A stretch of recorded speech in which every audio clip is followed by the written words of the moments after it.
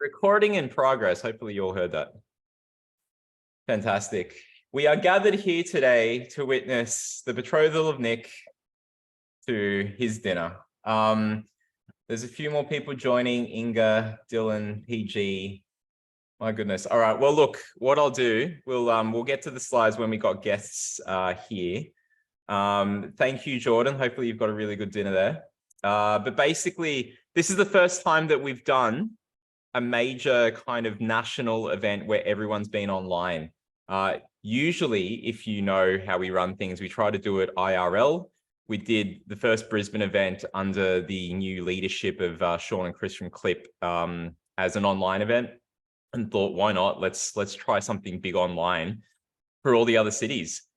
And it's, yeah, worked out well. I mean, I see more faces popping up, and just really proud of you all for joining us, for taking 2 hours out of your Wednesday evening for this. So thank you so much.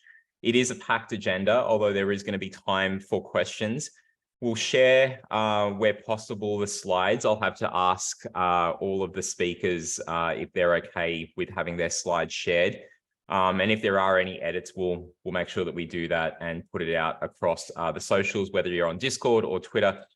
The first 10 minutes was just going to be me rambling on, doing a quick update, introducing the other speakers that are here today. So you can see Arturo, give us a wave. Now that you're not a robot there. Nick eating dinner somewhere. I can't see him. Sam is cooking bangers and mash in honor of Mr. Bishop. I love it. Okay, cool. Because he is a bit of a sausage. That's exactly right.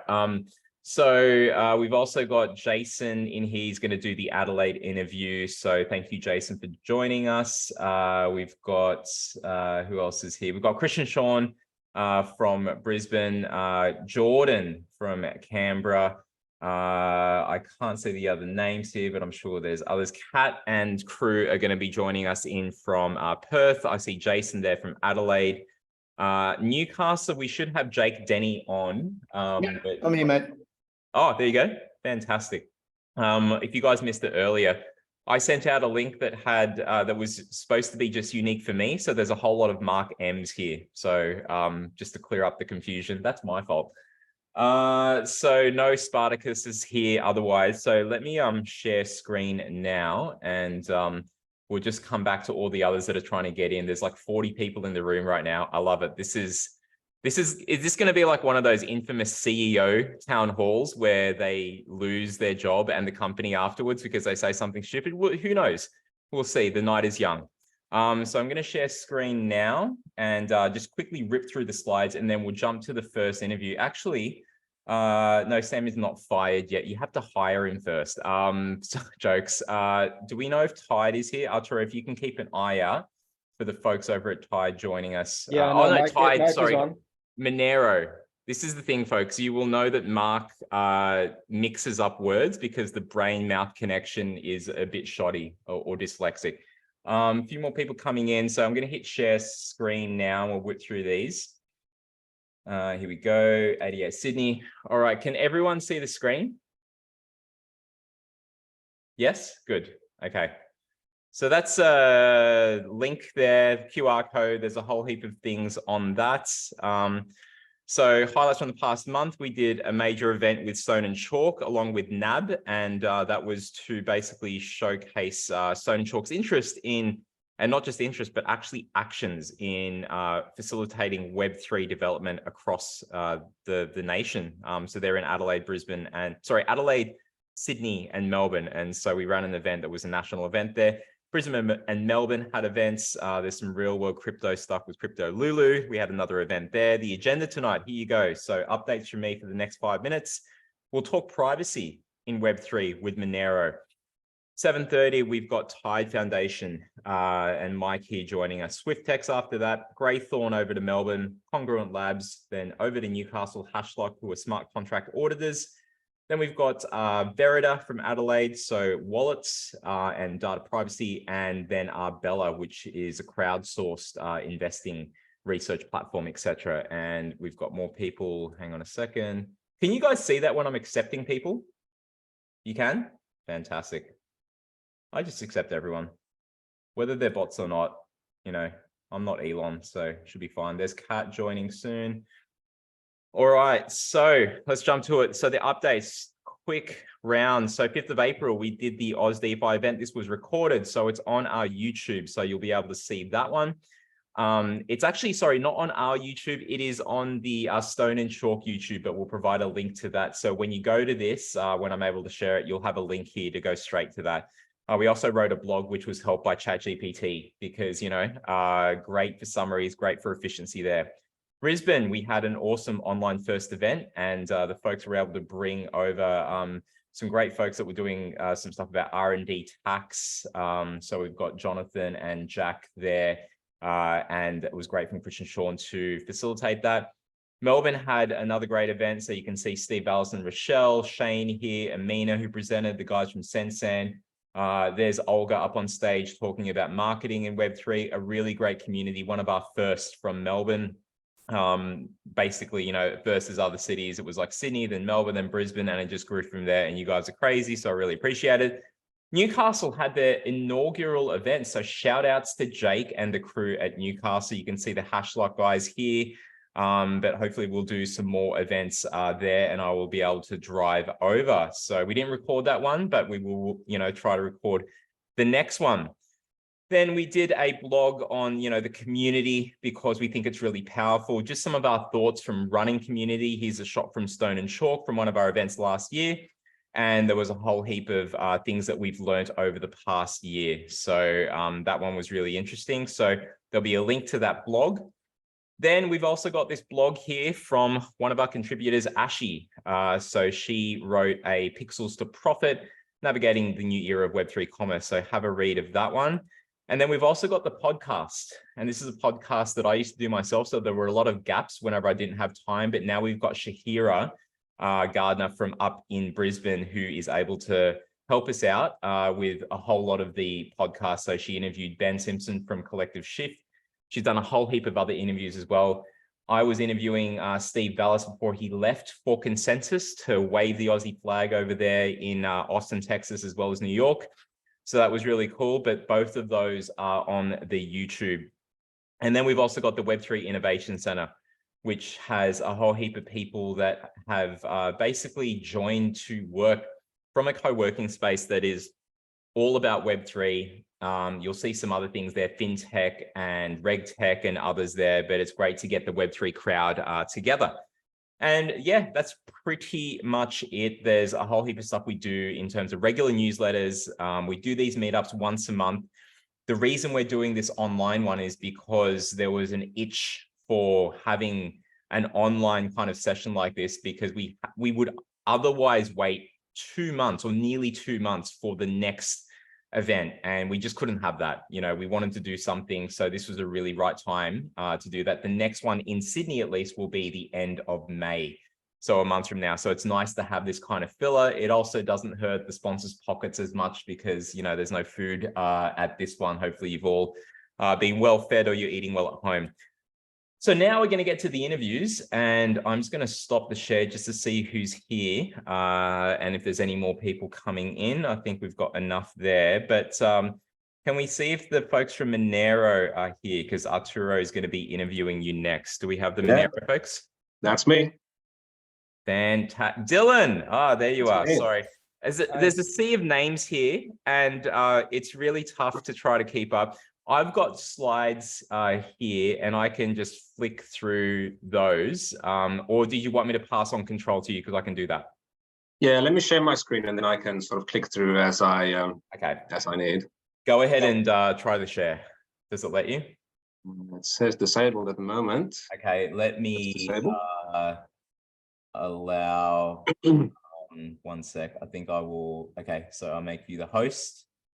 Oh, it's a lot of responsibility. Not too bad. Hopefully, I mean, it's Monero. You should be able to handle that one. That's all good there. Can you see the screen? Yes. Can everyone see? There's a lot of things happening on my screen, but I think this will work. All good. All right. Well, I'll just get going because I know we don't have a ton of time. Yeah. So my name is Dylan. I'm a genetic engineer by day and Monero enthusiast by night.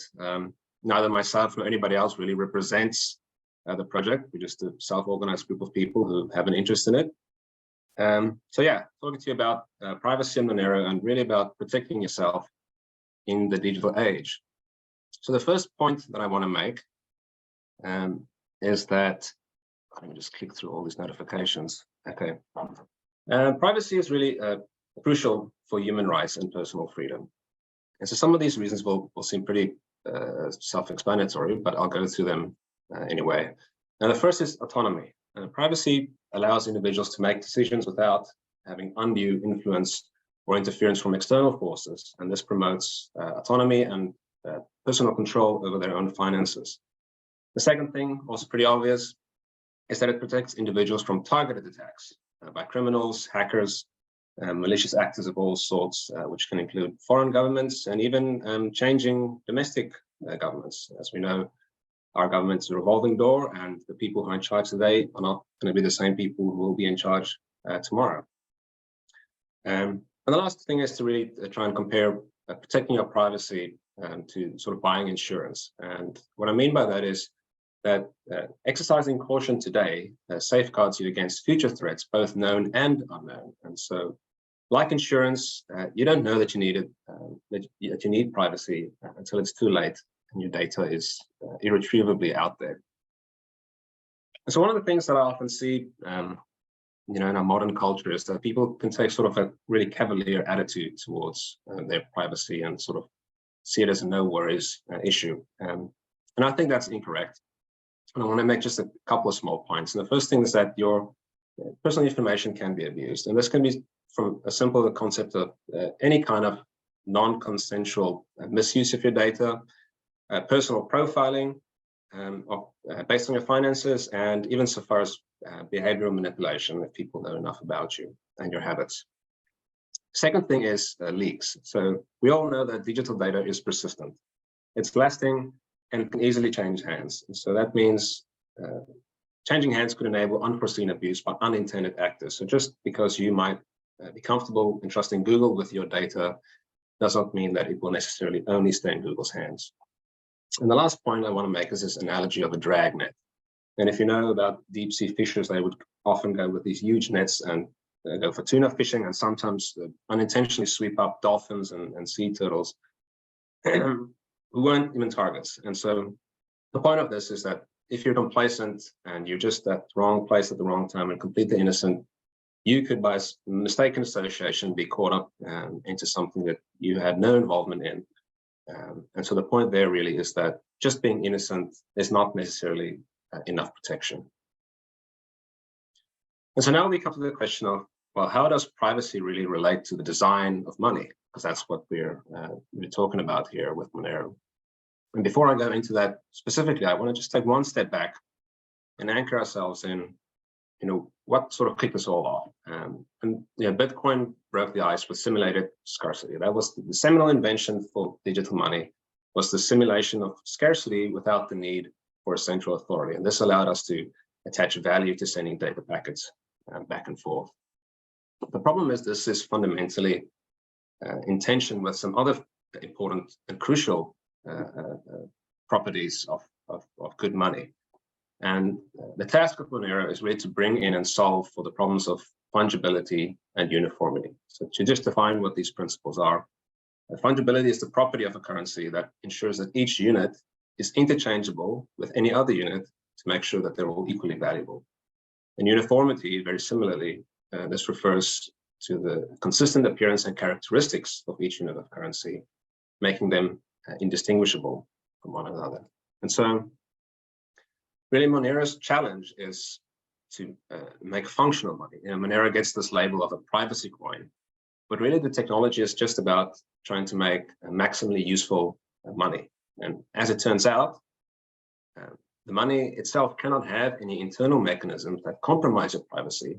Otherwise, this breaks the fungibility and uniformity of the monetary units.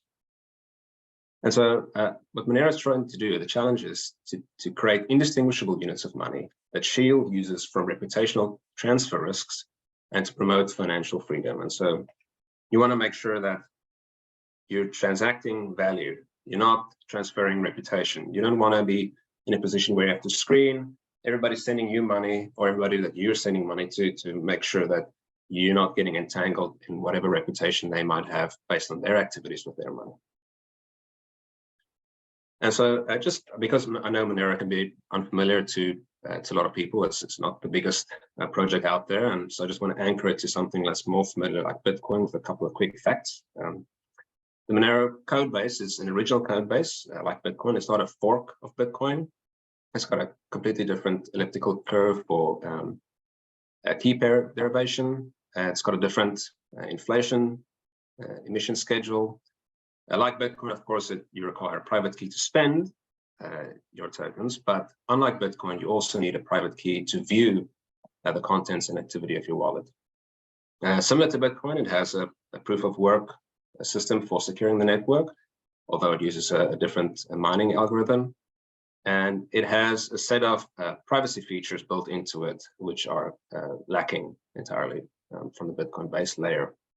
And so these three privacy features, I'm going to go into them just very quickly, that we sort of put into three buckets of the sort of key technologies that Monero has that sort of gets its reputation.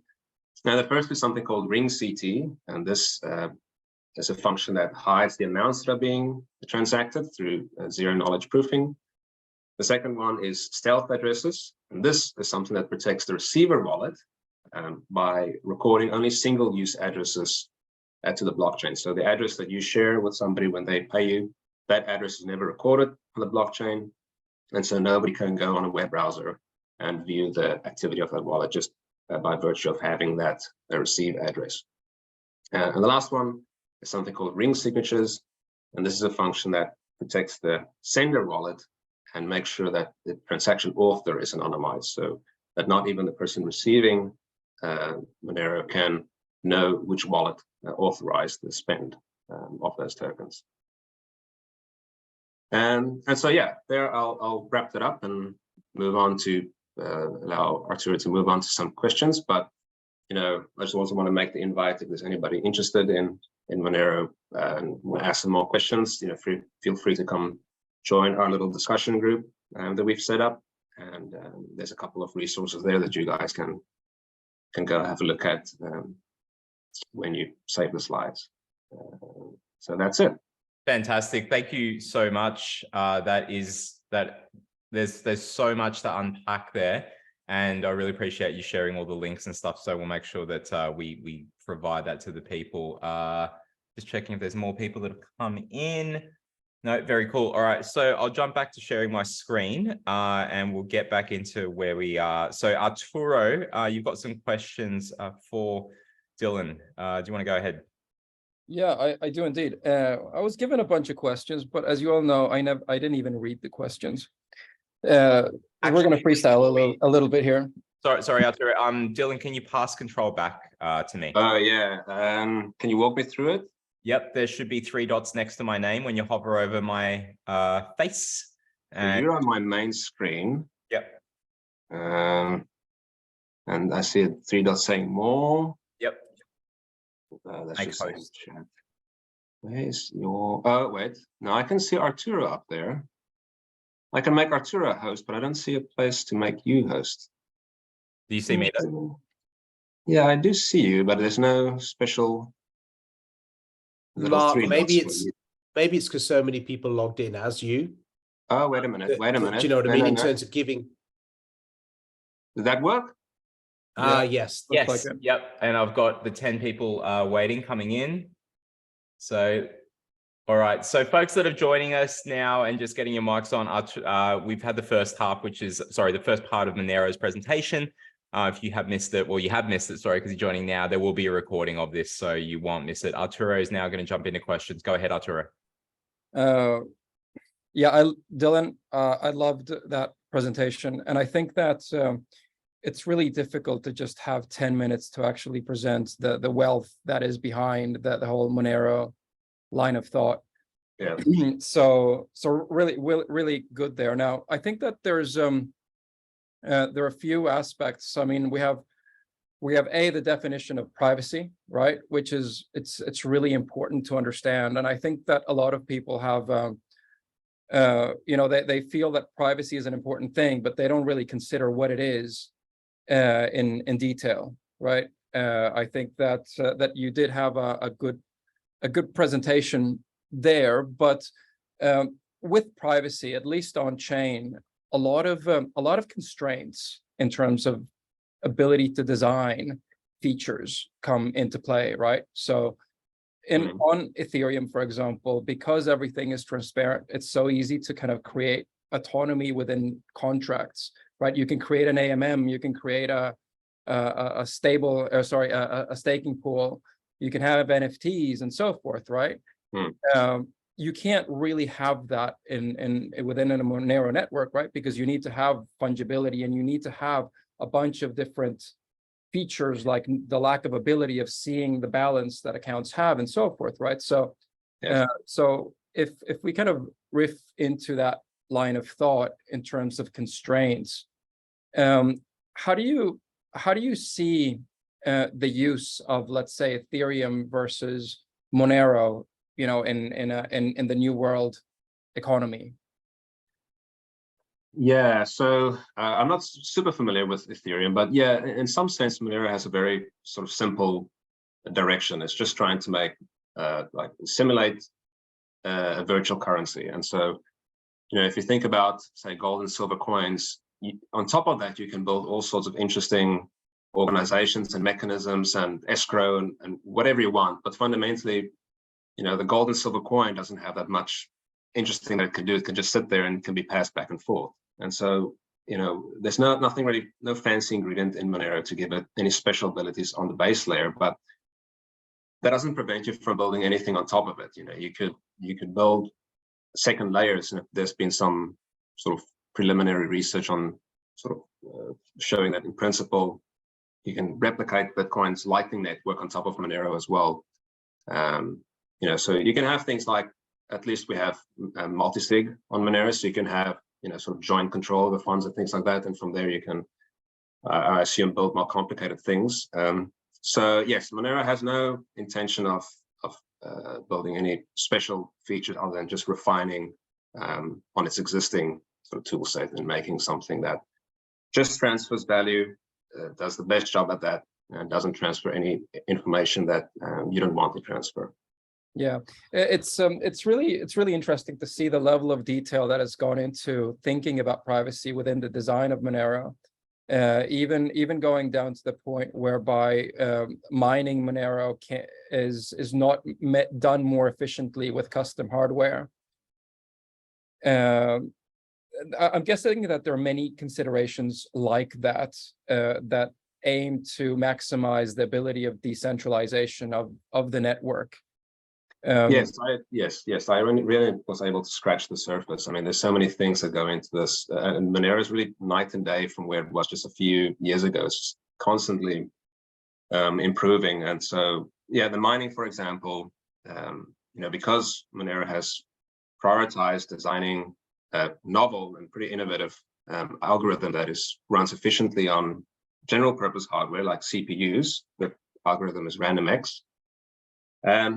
It means that you don't have these conspicuous special purpose devices that people can accumulate in warehouses that are easy to maybe seize or cut the power off. This is just CPUs can be anywhere, and you wouldn't know what they're being used for. So, and I think in some sense, this is really better for concerns about wastage, because you're not accumulating these piles and piles of outdated, obsolete hardware that now is not efficient anymore because something better has been invented, and it's no good for any other use. CPU is, if you want to say, well, I've lost interest in Monero, I don't want to be mining it anymore, it's not profitable for me anymore. Hey, I mean, you've got a CPU, you can do anything with it. Yeah, it's really interesting. I think that, well, you've obviously thought a lot about privacy, and I'm a person that tends to overcomplicate things all the time when I think about stuff, and I think that privacy is a really complicated topic. Not only because of the way in which the steps you need to take to be able to achieve privacy, but also if we think about the use case a privacy token, let me put it that way, and the effect of not being able to trace activity by design, right, making it more difficult for law enforcement to do their job. Do you think that there's like how does a person frame the question over how much privacy should people have versus the ability of law enforcement to do their job? Do you think, like, how do you even start thinking about that question? Yeah, I think, if you sort of ask this question sometime in the past, people wouldn't have understood it because, back before the internet and these sort of electronic services, you were just passing coins around, and there was no sort of even idea that, each coin is going to be attached to sort of history of transfer and sort of all these complicated privacy implications that, some centralized authority could have sort of viewership over millions and millions of people.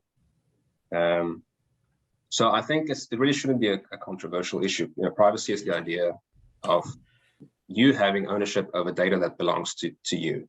So it's not like secrecy where you're keeping something that somebody else might deserve to know. It's just your personal activity. And so when it comes to things like policing, I would say the focus should be on the activity that is being committed that is illegal. Monero is just a communication tool. It doesn't have the capacity to harm anyone or damage any property. It's just data packages being sent around, and that information that you communicate doesn't even contain any real world information. It only contains information that is relevant to the Monero system. Like NFTs could carry information that is relevant to the real world. You could dock somebody's address or something like that. But so I would say yes. I think if you sort of take a broader view of it over history, it really shouldn't be a controversial issue. Monetary privacy. Fantastic. Can I just jump in there? The thing about privacy is that, yes, having no privacy allows law enforcement to do its job more easily, but it also lets everybody on the planet view what you're doing. Now, I think the classic example for a thing where privacy is a great boon is a company that has two suppliers that produce basically the same thing, and the company that's buying this stuff wants to keep them both in business, but will preferentially buy the item at the best price. So it might only do 80% at the best price and 20% at the less good price. However, if they did all the transactions in Bitcoin, sooner or later the information would leak and the two suppliers would find out about each other and they could collude. With Monero, that's not possible. Yeah, it's really interesting to see, sorry that I may just riff off that very briefly, that one of the biggest reasons I believe that traditional finance doesn't jump onto blockchain yet is because of the lack of privacy on the current networks. So it's, the privacy is important for everyone and every type of entity in so many different ways. Sorry, Dylan, you were going to say. No, and that's right. And I think the thing is that you don't want the system where you risk transferring more than just value, information that could be attached to reputation.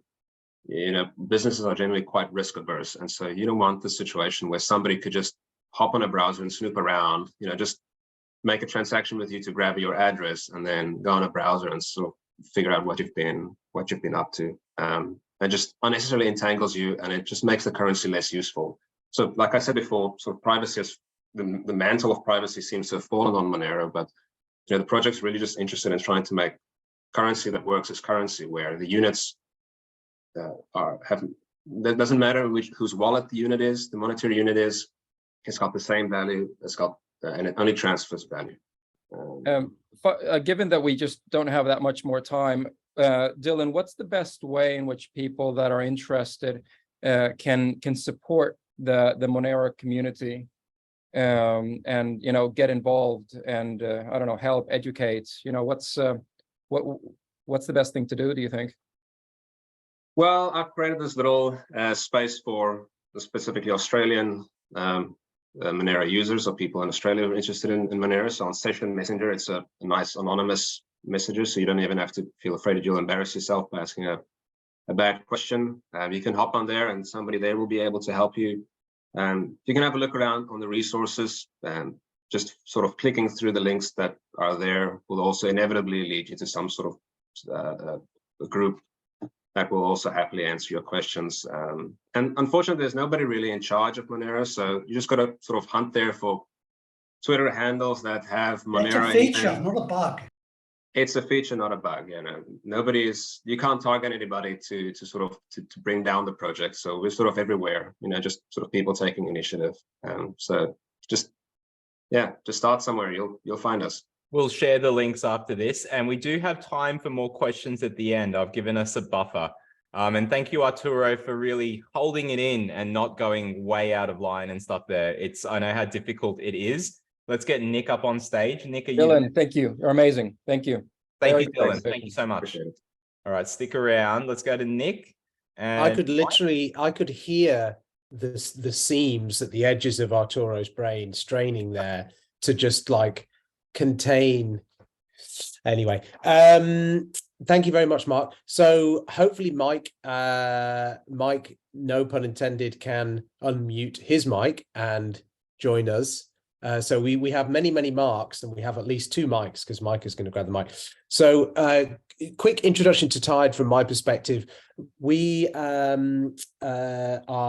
pretty keen to be having Tide talk this evening because this follows very appropriately. Tide protocol follows a discussion of Monero, which is very much a privacy first, effort to replicate the features of Cash, as you've just described, Dylan. Now, Tide is a really fascinating protocol. It is a pretty stunning, once you start digging into it, as we have been doing a little, it's a pretty stunning example of cutting edge, bleeding edge cryptography and deep tech that's been developed in Australia by a really interesting bunch of guys. So encourage all of you to hop on and find out what you can about Tide. But just a few little highlights. So in effect, Tide is a means of removing this whole private key challenge that we have in cryptography, as well as a whole bunch of other use case applications.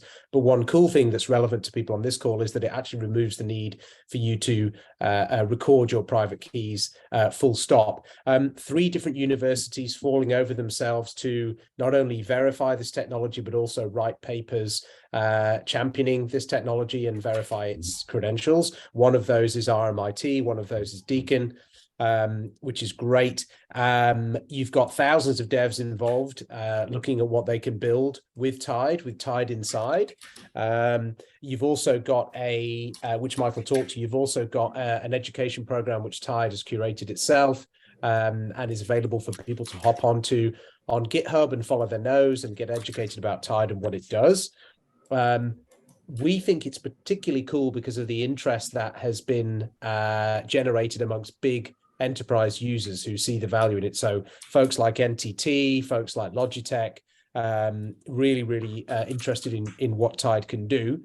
So for the uninitiated, think about this great analogy of a secret box where a key is assembled and it's used for the purpose that is inside that black box, but nobody ever has possession of that key. In fact, that key doesn't exist as a single key ever. It's only ever a distributed, a genuinely decentralized key usage. OECD is very interested in Tide. The UK Parliament recommendations particularly reference Tide. Munich Re is interested and is dying to use this. And so we're pleased to have Mike able to walk us through. Do you want to give us a helicopter, Mike, of Tide, and then I can lob some questions at you? Sure. Yeah, thanks. I think anything I present is shorter than the intro, but thanks for the amazing introduction. Sorry, stealing all my thunder. Tide is a deep tech startup that is removing the threat of catastrophic breaches by allowing platform developers to lock down their systems and grant access with keys that no one will ever hold. So it's a new capability made possible through our fundamental breakthroughs in cryptography. Are you running slides, Nick? That's Mark. Oh, Mark, there you go. So breakthrough that for the last 12 months, we've been validating with universities that Nick mentioned, with tier 1 customers, with a number of different governments.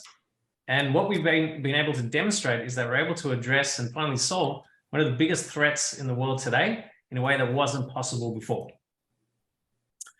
You can flick on, Mark. I'm sure everyone on this call has received one email or another, whether it's from your telco, your medical insurer, or otherwise. But it's fairly clear that cybersecurity is broken, and the enormous amounts of money being spent on cybersecurity is having no impact on the trillions in damages every single year, and things are getting worse. We have to assume the inevitability of the breach of a platform, of an organization, and let that be the baseline. And then from there, make sure that when that happens, it doesn't mean catastrophic damage. And for that, we introduce a new security paradigm called cyber herd immunity. Thanks, Mark. And cyber herd immunity is a nice way of saying, to breach you, an attacker now needs to breach everyone. To steal one record from your database, an attacker needs to breach you, your database, and then a global network, one server at a time. And the inspiration for Tide came from the most secure platform ever conceived of at the time, which was the Bitcoin network. If you think about the Bitcoin network as a SaaS platform, it's a platform which holds billions of dollars in assets, but the platform itself has no ability to compromise the assets that it holds.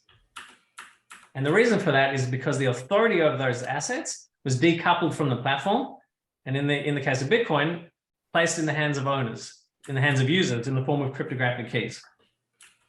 So we thought, what if we're able to solve the usability challenges of Bitcoin, like end users having to manage keys, wallets, mnemonic phrases, so that we could deliver the security and resilience properties of Bitcoin, but to any platform, a CRM, an e-commerce platform, a chat platform, a password manager.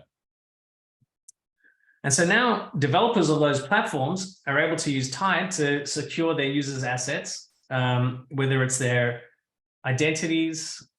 Mark, maybe just flick on to the next slide if you want. So you can secure users' assets in any platform, whether it's end user identities, network access rights, funds, any digital asset, for want of a better word, sensitive data, locking them with unique keys that no one will ever hold. Keys that are so secure that even Tide, the guardian of those keys, can't compromise those keys.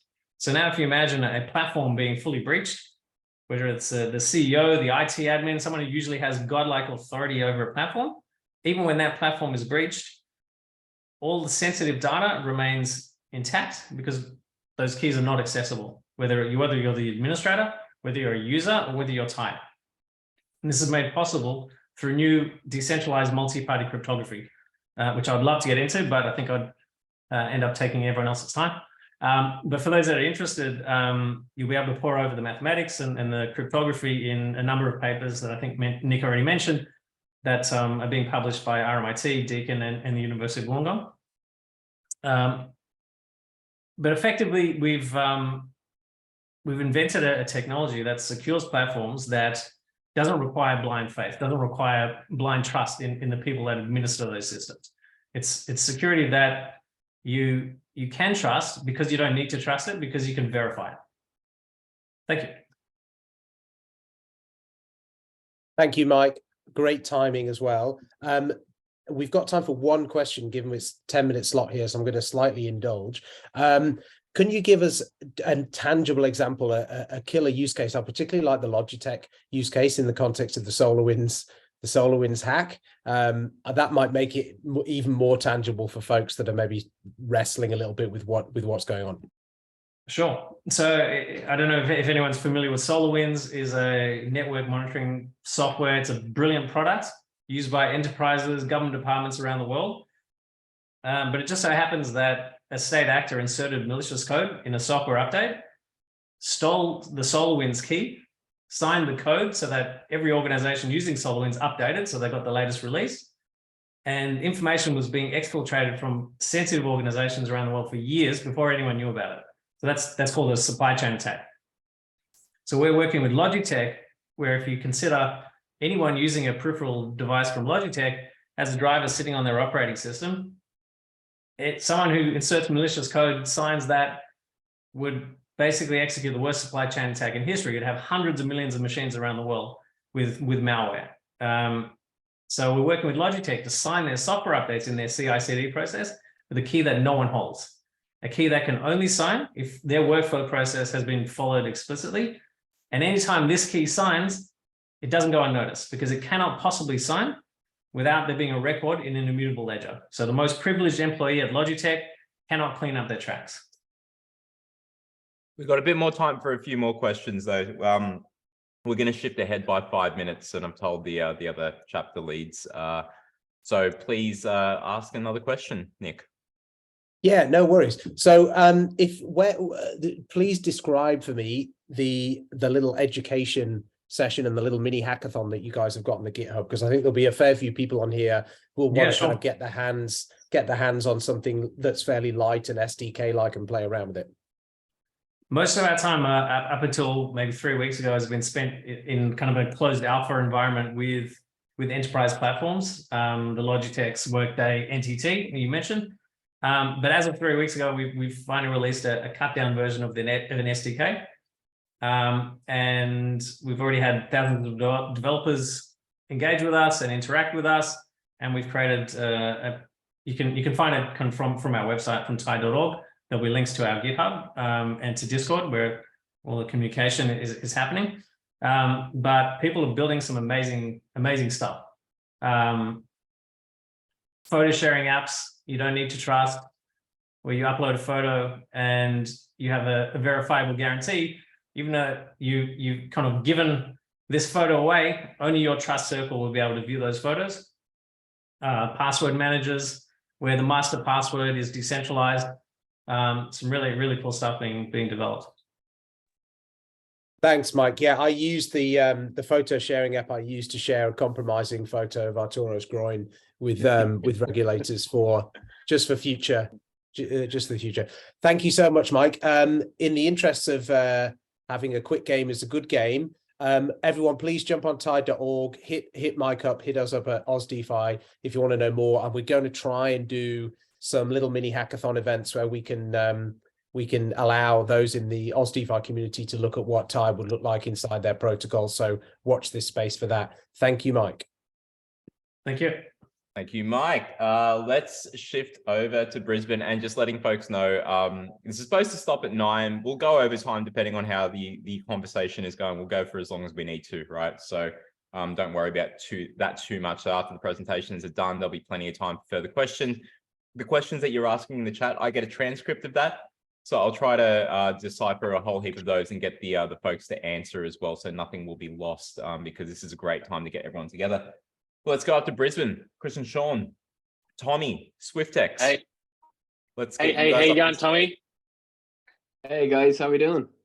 Yeah, really good, thank you. I think it's a pleasure to see such a great platform and exchange on up in Brisbane. So really glad to have you part of the sunny Queensland. But I suppose a little bit about you before we get into some questions about Swyftx and yourself. Sorry, can we get Tommy on screen? Because I don't see him at the moment. He will get on screen when he talks, I think. Yeah. So. Yeah, I think I have to open the mouth to get on screen. Is that better? Mark, can you see me, Mar? Yep, I can see you. I'm going to pin you and Chris and Sean, I think, or spotlight you or something. Actually, wait, that spotlighted me. God damn it. Sorry. Pin. Remove all spotlighted videos. Hang on, let me try to spotlight you guys again. And try to fix this. Tommy, there you are. It's like it's our first rodeo. So spotlight. There we go. I'm supposed to see both of you. I don't know why that's not working. But go ahead, whichever one of you speaks will be right at the top. So yeah. Yeah, cool. I guess, yeah, thanks for the intro, Chris. We, as it says on screen, Australia's most trusted Australian crypto exchange. So, it's something, I guess, it's a tag that I like to think we've had for a while, and something that we've put a lot of work into since we, founded the exchange. I think next month I'll be 4 years with Swyftx, which is, pretty much since we started the business. My official title is Head of Commercial Operations. So I do a lot of work across sponsorships and partnerships and actually treasury and liquidity management and things like that is kind of my key area. And I'll probably touch on that through a few of the questions as well that we're going to dig into later on. But yeah, essentially, we're trying to do things a little bit differently at Swyftx. We've put a heavy focus on customer service really early at the business. It's something that our founders, Alex and Angus, were very, I guess, hot on. When they started the exchange, I mean, there was very little options. I was talking to somebody on the call today about submitting tickets to other exchanges back in 2016 and 17, and you'd get an automatic shutdown of a closure of the ticket after a couple of months or something like that. So it's amazing, I guess, how far we've come today. We've got 1 minute, 2 minute live chat type support, and I mean, while it's not the sexiest thing, customer support, at the end of the day, we're servicing people, and you can have a good brand, you can have lightning fast transactions and whatever you want, but the cheapest isn't always the best when it comes to these types of services. And it's something that we've learned pretty quickly and had some pretty decent success at our business over the last 4 years. We've pretty much seen growth from, I think when I joined as the first employee, we had about 500 users, and I think we've grown that over the last 4 years to over 700,000. So it's been a decent story. Obviously, we've had a lucrative bull market in the middle of that, which always helps in our industry. But yeah, I mean, we've something that's very pleasing is the amount of users that are returning. Even this year, after we've seen a bit of a turn in the market, 2022 was an absolute disaster for crypto businesses and exchanges in particular. Following FTX, pretty much everybody, whether you're a friend or a foe of FTX, everybody was affected in some way, and not just the crypto industry. So yeah, that's a quick intro, Chris, to ourselves and yeah, what we're up to and what we're, I guess, focusing on. Well, picking on the FTXs of the world, I think one of the hot topics now is moving on to all the regulatory scrutiny that's coming down, SEC in the US, but also our own domestic lack of regulation and discussions around it. What do you sort of see how the world's going to be from a regulation and a compliance point of view moving forward?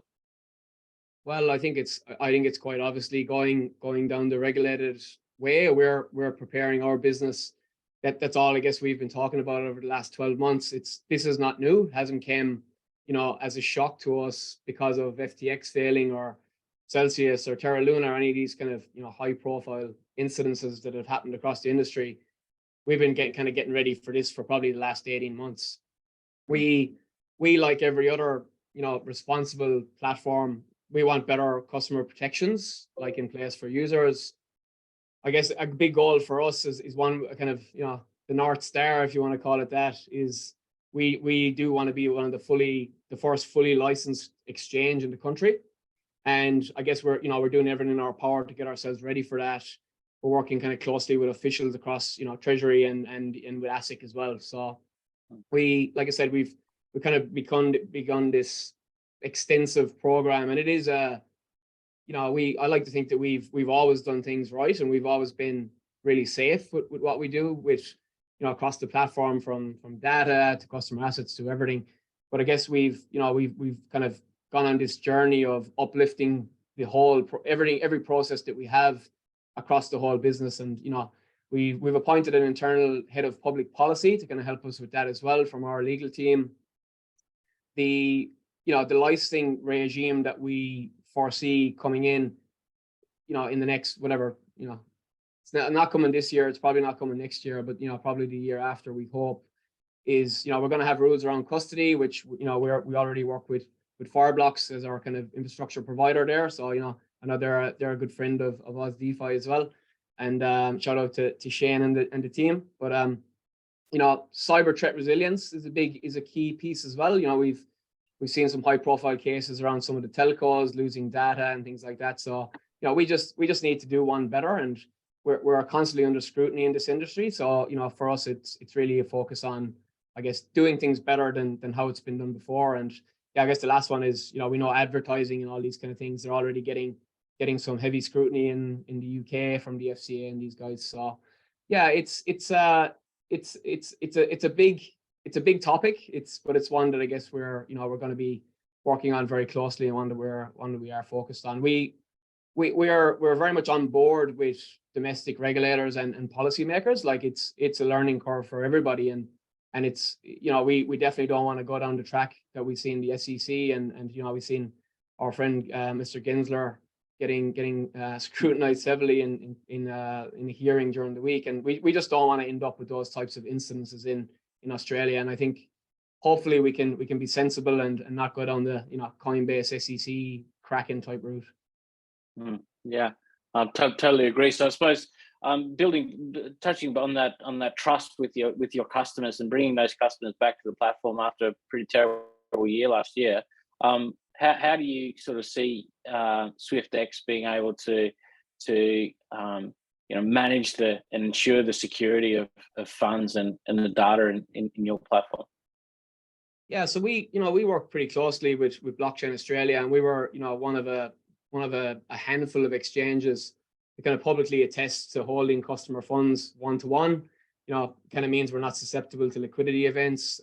We got our ISO certification, and we have, I think the biggest one of all is having publicly audited financial statements. Like these are things that you don't usually see from exchanges, and I'm not saying that we're the only ones that have it, but you do pretty well to go and do a 5-minute desktop search and find audited statements from some other crypto businesses. So again, I mentioned earlier, we do manage our treasury across Fireblocks is kind of one of those instances, as using offline wallets and these things. I mean, we do talk to our customers about how we manage that, and it's been a big part of regaining that trust. I think Fireblocks itself is a great brand in the market, and has a really powerful brand association. They work with the likes of Revolut and ANZ Bank as well, kind of supporting those guys in their journey into digital assets through stable coins and everything else. So yeah, I guess the last point I want to make, and that is, there's some pretty high profile stories and Netflix documentaries about founders and doing the wrong things, and we all see what happened with SBF and his partner, and the moving of money and all these things.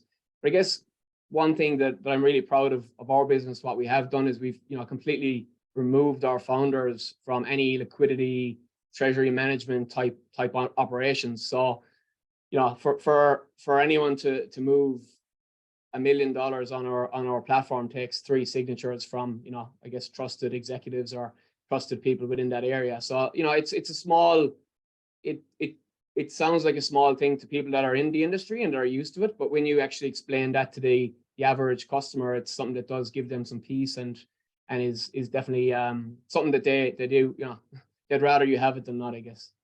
Yeah, exactly. I totally agree. So a little bit more interesting, how do you or in the organization decide on what tokens that you are launching on the platform? Like there's so many DeFi, NFTs, and so many other use cases. What are you sort of seeing are the ways that you evaluate and then launch on your platform? Yeah, it's actually something we've put a lot of time into over the last, I would say, at least 12 months. We've actually set up a evaluation committee or an asset listing committee. So these guys have a kind of a range of criteria, everything from liquidity on the token to assessing the network, the project teams, going through the white papers. It goes through our legal department as well. There's a pretty heavy onus on, you know, we are kind of known as well to have a lot of assets listed. So we have, I think, over 350 or so assets listed on the platform at the moment.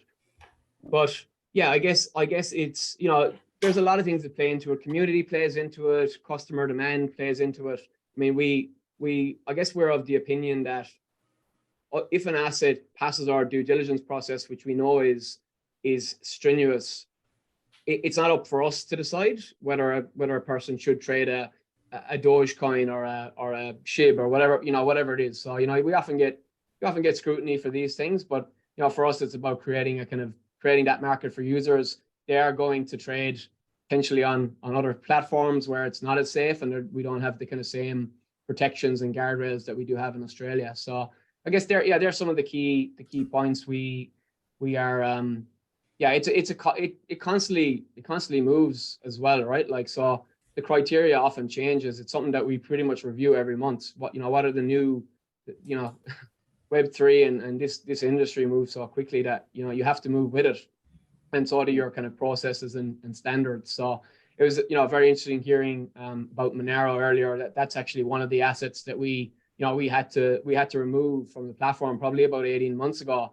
And, you know, all of our other peers in market as well would have had to do the same thing. And I think from memory that derived from the banking relationships. So the banks essentially said that, you know, anything with a privacy link needed to be delisted or you know, we're not going to bank you. So that's it was interesting to hear about Monero earlier. Could I just jump in there and actually say that this was actually a horrendous overstep of the powers entrusted in our government, in that the government on the quiet put pressure on the banks to, on the quiet, put pressure on the exchanges to delist privacy coins. There was no legislation, there was no act of parliament, there was no discussion in parliament. This was completely done behind closed doors. The most undemocratic thing that I've ever heard of happen in this country. Just mindful of time. I really would love to circle back to that because we've got a couple more questions for Tommy and the team, but we've also got a pretty tight program. So lots of interesting conversations that can be had here because I think we're all quite passionate about it too, and Tommy's not immune to that. So yeah, thanks very much, Tommy, for that. And I've got a couple of questions here around how you some of the scaling challenges that you've had in the future, and also what you see crypto markets doing. But I'd love to have to circle back to that after the other interviews. Yeah, absolutely. Thanks, guys. Thanks for the opportunity to catch up with everybody here. It's a fantastic event you've put on, and yeah, looking forward to hanging out for the rest. Thank you so much. And we will jump back to that. And like I said, we'll go a little bit over time. I am setting an Aus DeFi OnlyFans. Thank you, Arturo, for that lovely comment there. We're only 10 minutes behind, which is ahead of time in Arturo land. So no, this is where we're doing really well. Let's go down to Melbourne and we'll talk to Adelaide, which is just a fun thing to say because Adelaide is our chapter lead there with James over at Sansan. Shout out to the folks at Sansan putting on all the Melbourne events. And we will be speaking to Greythorn. So let's get them up there. So Greythorn, are you guys there? Adelaide, are you there? Hello. Good to see you all. Oh, fantastic. All right. When you guys speak, you will be put up the top because even though I read all about how to pin and spotlight and all that kind of stuff, it's just not working right now. And I'm not going to try to fiddle with it. So as you guys speak, you'll be up at the top there. So over to you, Adelaide. It's great to have you. So would you like to tell us just a little bit about Greythorn? So there's Greythorn Asset Management and Greythorn Digital. I thought it might be nice to kick off with a snippet overview. Okay, yeah, start things off, I'm Ryan, and he's Chirag. We are in the Greythorn office. I think many of you have been here before. I'll just share a bit about what Greythorn is. Greythorn is an asset manager. We invest in crypto startups on behalf of our clients. We are a 100% liquid venture fund. We look at listed projects that have a strong potential for growth. We prefer to work closely with project teams and we usually establish a direct relationship with them. So we have our own prop trading fund that has done 27% in the last year. And for the first time, we are actually opening up our fund to the public. So we're quite excited about that. Fantastic. So when you're assessing risks associated with digital assets, in your opinion, what do you think the unique risks are that investors should be aware of? Yeah, so I like to think that digital asset risks are quite similar to those of traditional asset classes. The difference being that the risks are just more heightened. For instance, with respect to counterparty risk, we all know what happened with FTX last year. And then a few months later, this February, we saw some of the tail event with SVB. And I mean, again, for a large period of time in this few years, we've seen how correlated crypto markets are with the NASDAQ, as they both, risk on assets. So to your question to how we assess risk, we really look at it as a framework of no matter what occurs, no single event should have a significant impact on the liquidity of the fund. I think the unique risks really come about when we talk about cyber risks. That can be phishing, honeypots, flash loans, exploits, and the list goes on. And that's naturally due to the technological nature of the asset class.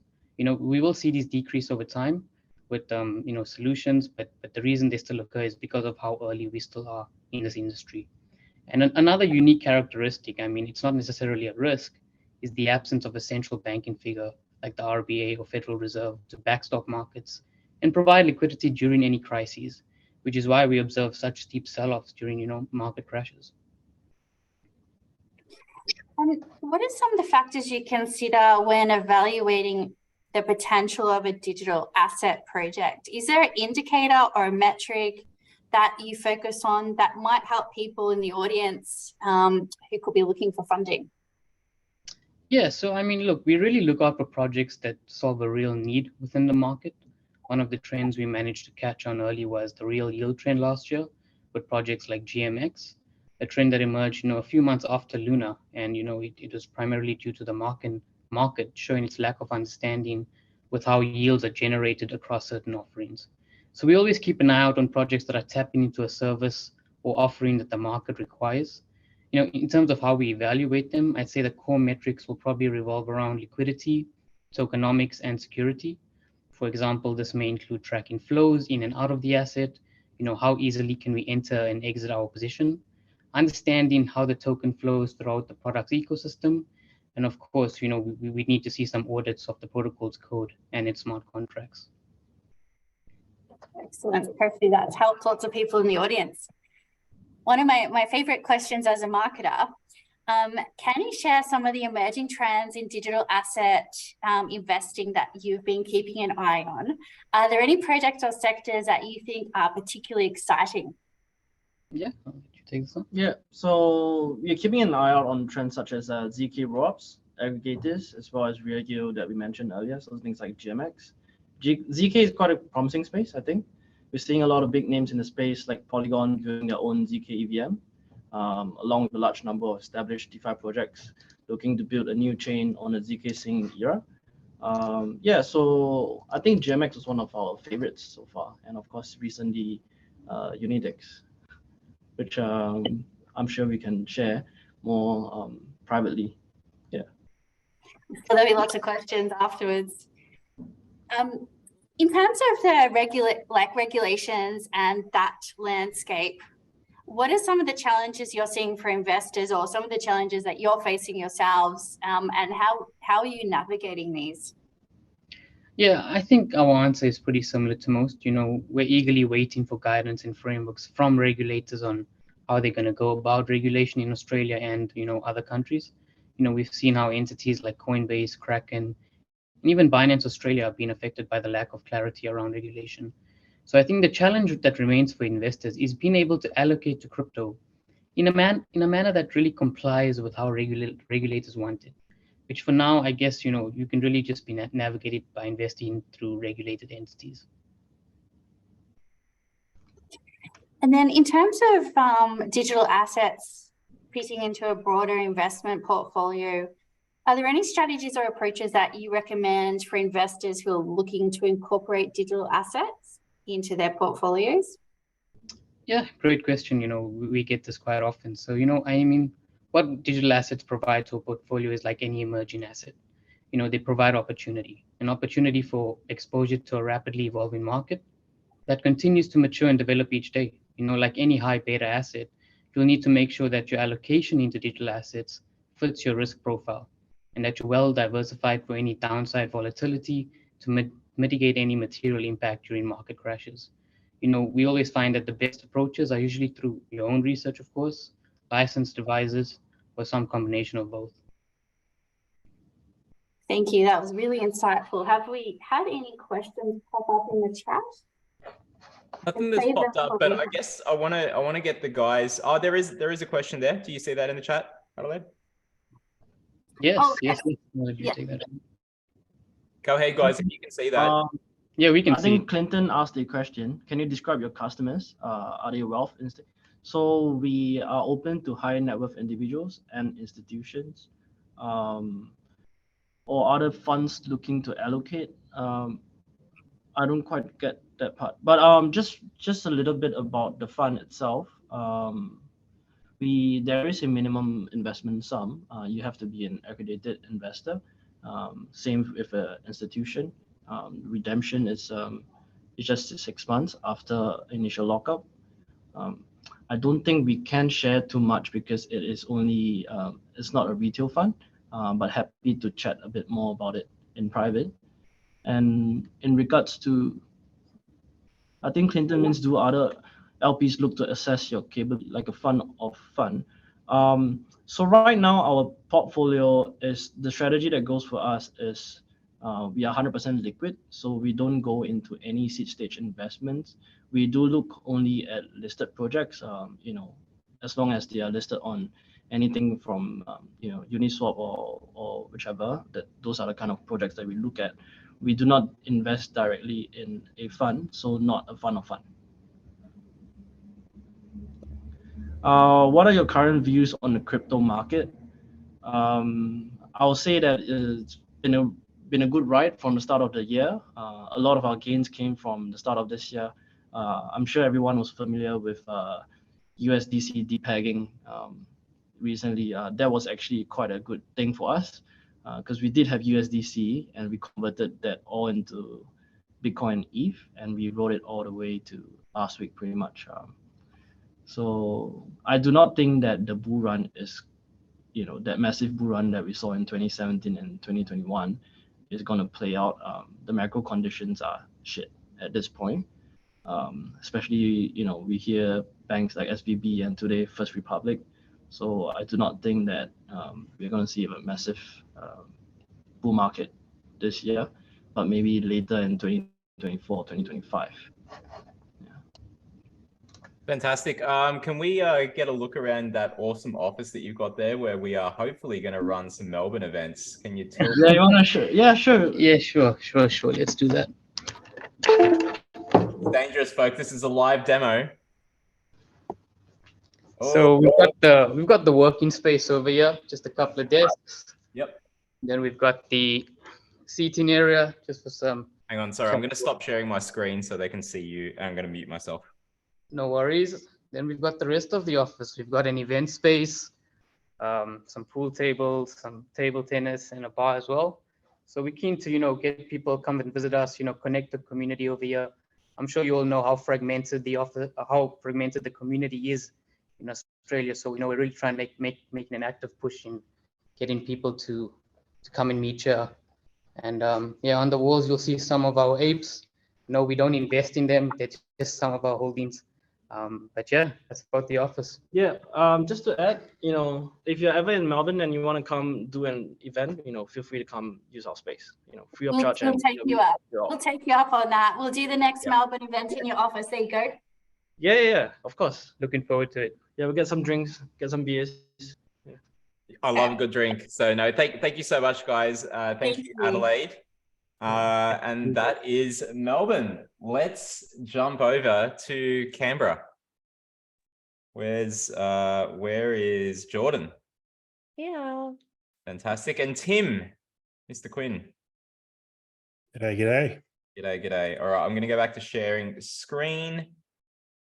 And one sec. Or, well, wait, why have I got a hash? Oh, hang on. Okay, there we go. Congruent Labs. I think, is that the right order? Have I mixed things up? Let me just check. Yeah, it was Congruent Labs. All right, so go ahead, guys. I had the slides in a different order, but over to you, Jordan. Awesome. So shout out to any Canberrans who are on the line. Maybe Tim and I are the only two. I hope there's more of us.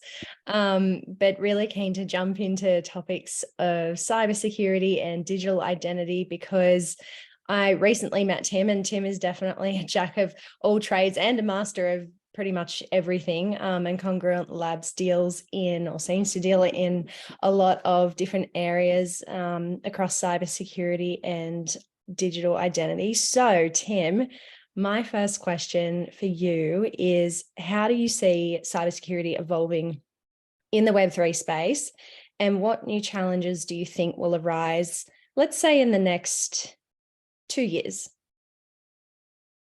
Yeah. So, like, you know, from what we've seen with most of the market, like now, most of the security threats, you know, it's all around people hitting assets, trying to steal assets, exploiting protocols, and kind of utilizing different tools, you know, scammy tools to try to, you know, steal funds from each other. So I'm sure most people have seen it. You see it with rug pulls, you see it with, you know, scammers and grifters and all of that sort of thing.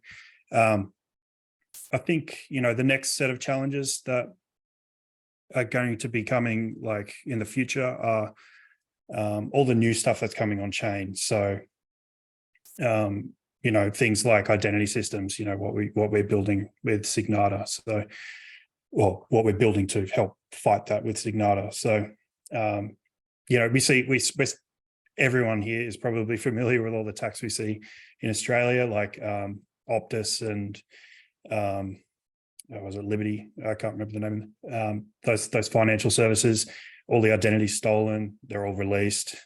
Everyone's getting SIM hijacked and all of that kind of thing. So, you know, what our plans are really is to try to address that with helping people shift to self-custody management of, you know, their data, their keys, that kind of thing, and trying to reduce the attack surface, because, you know, things like exchanges and tons of services, you end up having to share identity information with all of them, and it just starts diluting where your private information is, and then exposes you to more risk as those, you know, it's kind of inevitable that things will get compromised, but you want to just reduce the amount of services that do get compromised. So, yeah, I mean, that's kind of our focus. Awesome. And with the increasing attention on digital identity and privacy, what role do you see decentralized solutions playing in protecting that user data? I know you sort of spoken to that just now, but I think it'd also be interesting to know how, I guess, the average person would onboard to those decentralized solutions, and how, I guess, something like Signata makes it possible for the everyday person to manage their digital identity easily, and without feeling too intimidated by the prospect of self-custody. Yeah. So, yeah, that's the whole market has sort of built this whole, like, identity built off of wallets kind of concept, which is kind of weird, because it's like you're just using something that was traditionally financial transactions on chain, and now it's sort of becoming bigger than that. So, you know, our goal is to sort of build the tools that leverage those wallets, adding lifecycle management kinds of things to those to help people, because ultimately, you know, if you're using something like a wallet as an identity, then you can't use that forever. You need tools to be empowered to move it around, and to handle risks, handle compromises, that kind of thing. Try to minimize the impact of malicious events happening because they're inevitable. But also we really want to work with other providers, that tied service sounds really interesting in terms of adding in capabilities like that to, break away from like single keys and single points of failure in these trust systems.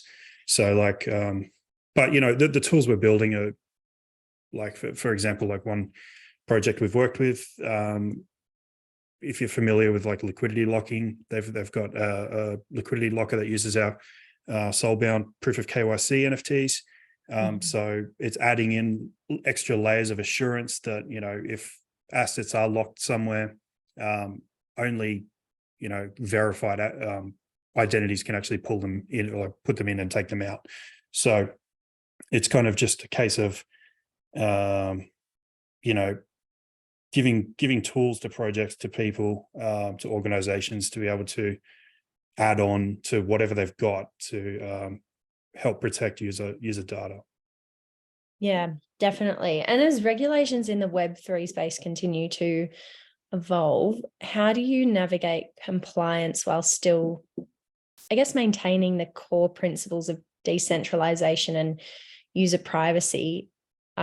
This is probably a particularly interesting question for someone like you who works and contracts to government agencies. And so you're probably treading a line every day between the sort of, decentralized, giving power back to individuals versus, how governments manage identity systems. So yeah, I'd love to know, what you think about that regulation. Is there a potential risk that they could over-regulate based on what you're seeing from the inside in general?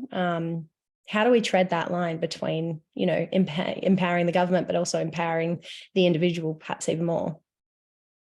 I think in most cases, and that's for most governments around the world as well, it's not a good idea to rely on them to build a solution. It's better to build something that's very effective and then have them adopt it. So I think we're probably going to see happen. I think there's going to be like two classes of decentralization with blockchain tech. There's going to be the stuff for the big players, the organizations, the institutions, and then there's going to be the stuff for the individuals.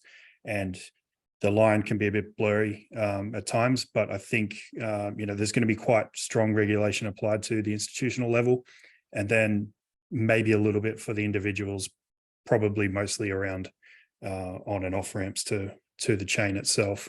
But we're just trying to build tools that can enable all of those situations, rather than hoping that the government comes up with something.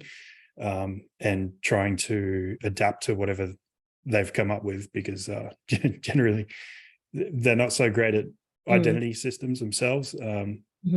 But there are standards that they can follow, and we have, with Web3 being so new, we've got the power to actually bring in useful standards up front for them to just go, oh, okay, there's a thing there already, let's just use that.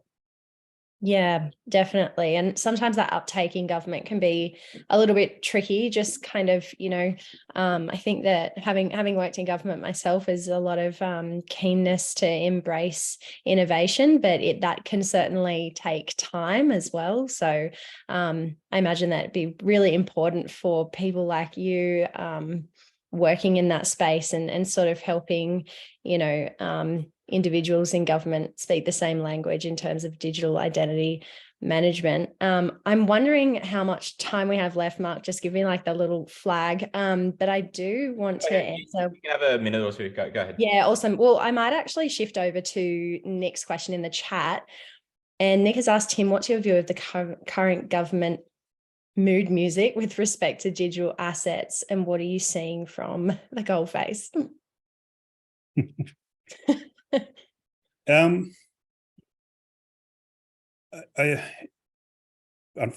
It's a bit hard to say, because a lot of the stuff I do, you do sign confidentiality agreements, so you can't really elaborate. But Nick always coming out with the hard questions. what they are trying to do is, from the most of the areas I've spoken to, looking at blockchain and things like that, they're still grappling with the concept. I know there are some smart people in there who know what's going on, but in terms of like trying to codify anything, I'm not confident that they'll do it quickly. Then I suspect what our government tends to do is copy somebody else. They'll end up copying something like US regulations or another country's one, because they go, okay, that kind of fits what we want, so let's do that instead. I don't know like how sophisticated their ideas are around digital assets. I think it's more of a case of they want to see where the industry goes and then just react to that. Yeah, definitely. And I know that I was at an event last week, and the Chainalysis crew was there, and I think they're working quite closely with Treasury and did so for that consultation paper, which is very cool. So, it's kind of at least, I guess, inspires a bit of confidence in perhaps some of the outcomes of government agencies and their take on how to, I guess, like foster this next wave of innovation and online security and all the things that come with that. So if anyone has any other questions, speak now or forever hold your peace, because I think we are probably write the questions down in the chat and we'll jump to them at the end. We've got a few more presenters to go, but we're doing pretty well. Oh, awesome. Okay, cool. Well, Tim, any final words? No, I can't really think of anything. I guess there's so much stuff going on. There's heaps of stuff going on in the identity space. I'm really excited to see what comes with, CBDCs, even though it's kind of a dirty word to some people. It's probably an inevitability that we're going to just have to adapt to. And we'll be along for that ride. Yeah, and really keen to hear any updates that you have on Signata. I feel like there's some really interesting and exciting things bubbling away on Signata. So yeah, keep us posted. We're very, very keen to hear. Yeah, awesome. Absolutely. Thank you so much. Thank you so much, Jordan and Tim. Stick around. We'll come back to some questions later, but next up, let's travel all the way to Newcastle and the biggest regional city, which should just be a city, really. They're all cities. I love it. Let's go to Jake, and let's go to the boys over at hang on, sorry, Mark is clicking the wrong way. There we go. Hashlock. Let's get over to you guys. Jake, are you there? I am. Yes, thank you. Fantastic. Over to you. Yeah, fantastic. Well, thanks everyone, and thanks for including the Newcastle contingent. I'm a recent transplant up here from Sydney, end of last year, and had the pleasure of meeting the Hashlock guys recently at our first event. So yeah, excited to get behind that. Now, just a little bit of background. I'm with a company called Mycelium. We're headquartered up in Brisbane as well, so giving the Eastern Seaboard a bit of a run there. We specialize in non-custodial ETH staking, core Web3 infrastructure. In addition to that, we've done quite a bit of smart contract development, in particular around the DeFi space. So we've had the pleasure of working with a lot of the smart contract auditing firms that are out there. We've worked with Sigma Prime, TrailerBits, Spearbit. We've done pre-audits with Code Arena, Securium Runtime Verification, and Immunify. And we would have been adding Hashlock to that stack as well. So without further ado, welcome, gentlemen. Thank you, Jake. Thanks for having us. Thanks for having us, Jake. It was nice to meet you at the Newcastle event in the flesh. Indeed. So before we get into the questions, just a little bit of an introduction for each of you guys, and just a little bit about how you founded Hashlock. Do you want to go first, Jock, or do you want me to jump in? Yeah, sure, I'll go first. So I guess we've been around for a while now. We just sort of saw that, I guess, in the space, we weren't really happy with how transactional and robotic the smart contract auditing service was. we like to see clients, as people, not just money. So we like to have this relationship that's open and dynamic, and sort of have this constant human dialogue where we look after them, so to speak. So we set out to change how we provide the service. So we don't leave the clients waiting on audit report after audit report. We like to show them the vulnerabilities as they come in front of us, and we just sort of change the way that we provide that service. 100%. Yeah, I think the thing with Hashlock is that we're a blockchain cybersecurity company. So, not just sort of the typical cut and paste auditing firm. We are all having our backgrounds in blockchain bug bounty competitions. So things like Code for Arena, and as well as traditional bug bounties and things of that nature. And yeah, we're a boutique firm. You don't have to kind of send it overseas and wait 3 months and not talk to the auditors while it's happening. You get a little bit more transparency, especially when you use a team like Hashlock. And so yeah, that's a little bit of an intro and a bit of a difference for you. Yeah, thank you. Thanks very much for that. And I think that is a really important aspect too, in terms of that lockup period and the waiting period. Smart contracts and the auditing process is not a cheap process, but when you look at the broader implications of not doing one, it can be much more costly, as in that's where we see some really famous instances where projects are gravely affected by vulnerabilities and a whole host of things there. So on that topic of common vulnerabilities and weaknesses, what are some of those that you've encountered while doing this smart contracts or like auditing process, and how do you address those?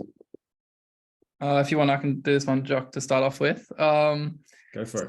So yeah, so the thing for us in terms of auditing, and this is a sort of a point of difference, is a lot of things, the sort of buzzword vulnerabilities can be found through static analysis and automated tools. So you'll hear those sort of buzzwords when you get into space, like reentrancy attacks, overflow and underflows, which aren't as common anymore.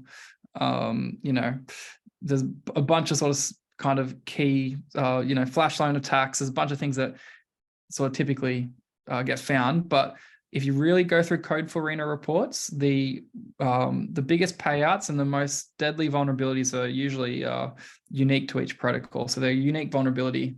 And it's usually based on looking through the specs of the code, what the assets are in the state variables and how they're moving around within the protocol. Oh, we're bringing up some YouTube. This might be interesting. So for us, it's all about finding unique vulnerabilities to each protocol, not just vulnerabilities that you kind of hear about, because they're usually the mediums and lows that are found pretty easily. The static analysis, it'll always find reentrancy attacks and some overflows and underflows, but it's really through that manual line-by-line analysis that we find those really niche vulnerabilities that are very specific to that protocol or platform. Yeah, absolutely. And on the topic of DeFi, more specifically, security is obviously a pretty major concern there. What are some of the steps developers can take to ensure that their smart contracts are secure and resilient to these attacks? Yeah, exactly. Well, I guess 2022 alone, there was, as far as I can remember, about $2 billion worth of DeFi hacks. And in February this year, I think it was 20 million. So it's definitely a good way to make money if you're a black hat, but unfortunately we are trying to clean up the space. So the things that we can I guess advise devs on is use some templated Open Zeppelin contracts to base your code off, and make sure you're using these frameworks that have existed for a while now. They're tried and true. When you were doing those custom contracts, you need to employ a smart contract auditor who's reputable to look over those smart contracts. You can do things like host bug bounty platforms, and you can also use on-chain monitoring tools to make sure that there's active security on your contracts. Have I left anything out, Fletcher? Yeah, I think overall, you've listed sort of the key main steps. Yeah, usually it's audit, and then on-chain monitoring tech, and then, competitions and bug bounties to incentivize white hats rather than black hats. The biggest one for us is obviously make sure that the developer has security-focused values and, has the sort of right Web3 values in mind. Right down to when they quote the job, are they quoting it because they believe in the project? Is it a good project? And then all the way through to, are they going to spend the time on security? Are they going to make sure they create good specs, create good white papers, and then create a good code base? I think the values, you can sort of see correlation between the values in the build and then the values that, and then the hacks that happen if the values are low. So there's definitely a correlation there. Yeah, really, really good point and distinction on that. Having the audit isn't fixing the problems, and sometimes they go left unchecked. Yeah. Now, just on the actual process, could you maybe walk us through what that process is of auditing a smart contract and some of the key factors that you consider during the audit and how you do identify these potential risk factors in the code? 100%. Well, first of all, we wish that there was sort of more of a standardized process. Yeah, like you said, unfortunately, there's not. There's a lot of stuff that gets missed in this very competitive industry. So we try to do a few things. So the first thing is we do a bunch of research. So we don't just dive into the code straight away. We do a bunch of research. And when I say research, it's not only research on the protocol, so reading through its white papers, its specs, even just talking to the developers, but really research around what the protocol is trying to do, similar protocols, what's gone wrong with those protocols that have launched in the past. So yeah, there's a research phase is the first thing. And by the way, this is all post audit start.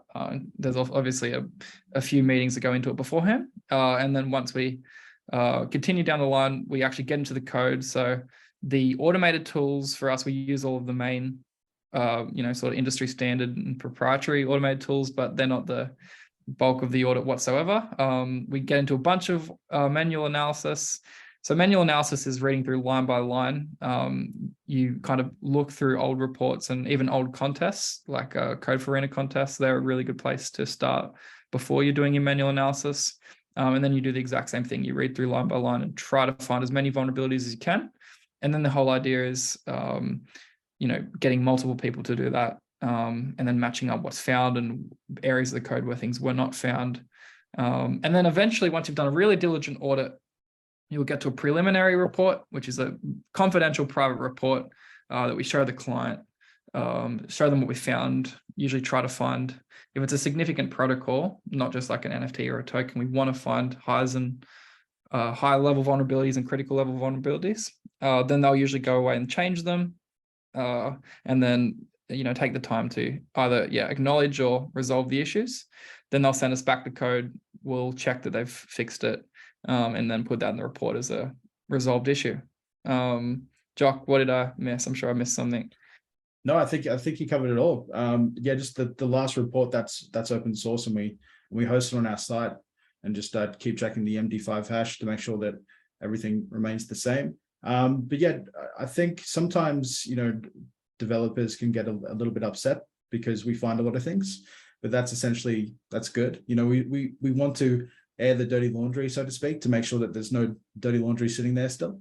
But, you can have the best developers in the world, but if they haven't had the vulnerability, in mind when creating those contracts, generally they're just making sure that the functionality and the utility is there. They're not going to be able to find that vulnerability with their own review. So that's why we just need as many eyes on lines as possible. Yeah, absolutely. And I mean, the process of staying up to date with what's happening with smart contract vulnerabilities and attack techniques, there's a lot there.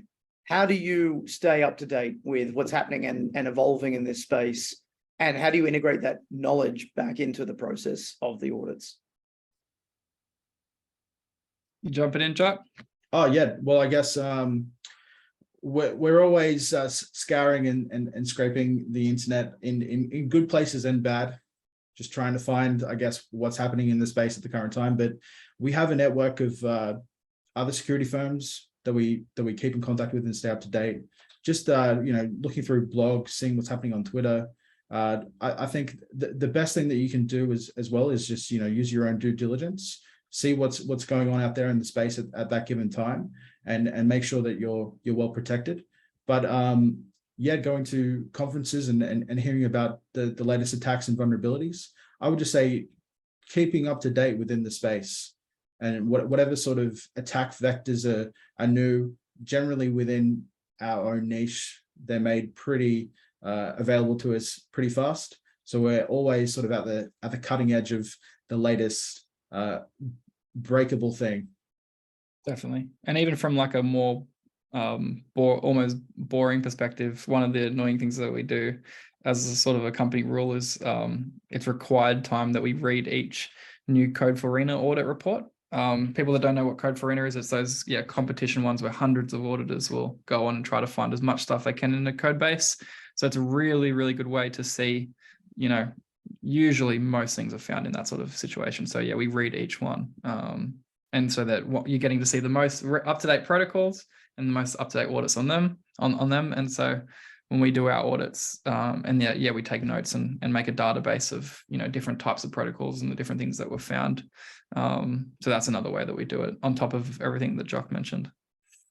Yeah, absolutely. And Code Arena is really fantastic for that. We've had developed relationships with people who have topped those boards at numerous times, who have spun things up, like Rajiv, who's over at Securium, was dominating the top of the charts of Code Arena for quite some time. But absolutely, it's a rite of passage really before you get to the legitimate full audit with companies like Hashlock. So definitely back that.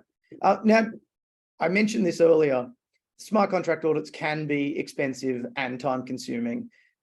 And one of the challenges that founders have is, how do they justify those costs, and how do you get developers to basically prioritize the security in their projects so that they aren't sort of forced to this artificial timeline of just getting it to market to capture, the liquidity, the momentum, whatever it may be, that sort of forced time pressure. How do you build that justification in the business model of getting a security contract audit? Yeah. Right. Oh, sorry. You want to go? All I was going to say is I think it's a really big education piece that you're talking about. So you've definitely got to do a lot of education. You got to explain there's different types of audits. Are you looking to just get a document that says we've been audited, or do you want a document and the actual vulnerabilities to be found? That's one thing.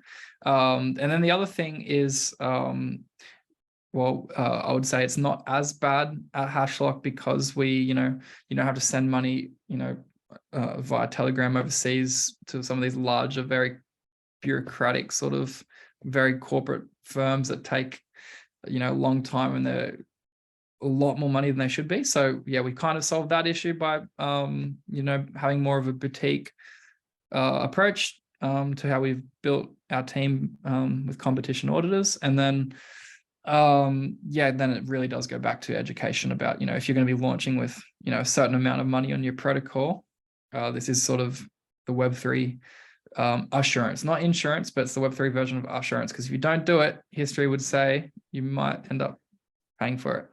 And what were you going to say, Jock?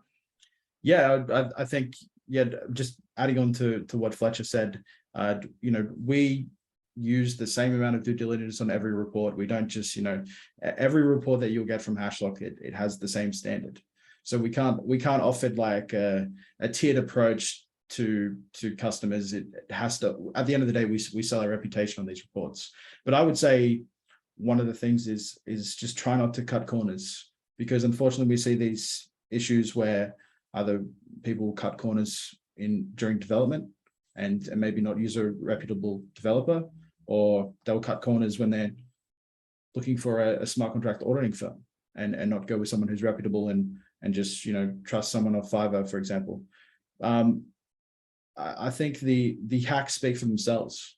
So, we're trying to clean up the industry. We want everyone to come on to blockchain technology, and we want to promote adoption. And unfortunately, when these hacks and exploits happen, it sort of ruins it for everyone. So, I would say just try not to cut corners, use reputable firms at each stage of the process, and don't become a statistic. I like it. It's a good way to end. So I'll leave you with this question to think about, to come back to in question time at the end. But Nick was asking if you could recall an instance where an audit revealed an outright rug. So you have to hang out till the end of this session in order to get the answer to that question. And on that, thanks, gentlemen. Really appreciate it. And kicking it over to Jason and Chris. Thank you.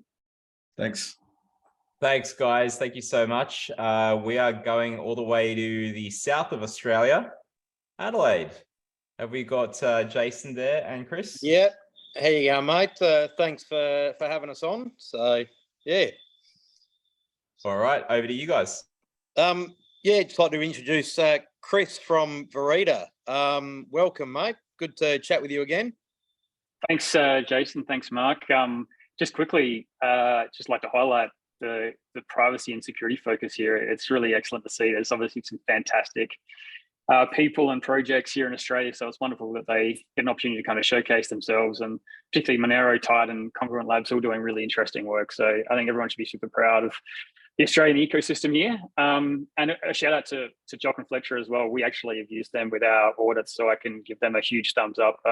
Not only are they great guys, but really high quality service that they provide, really, go above and beyond. And yeah, I think they've got a really strong future. So if anybody's looking for smart contracts audited, definitely recommend those guys.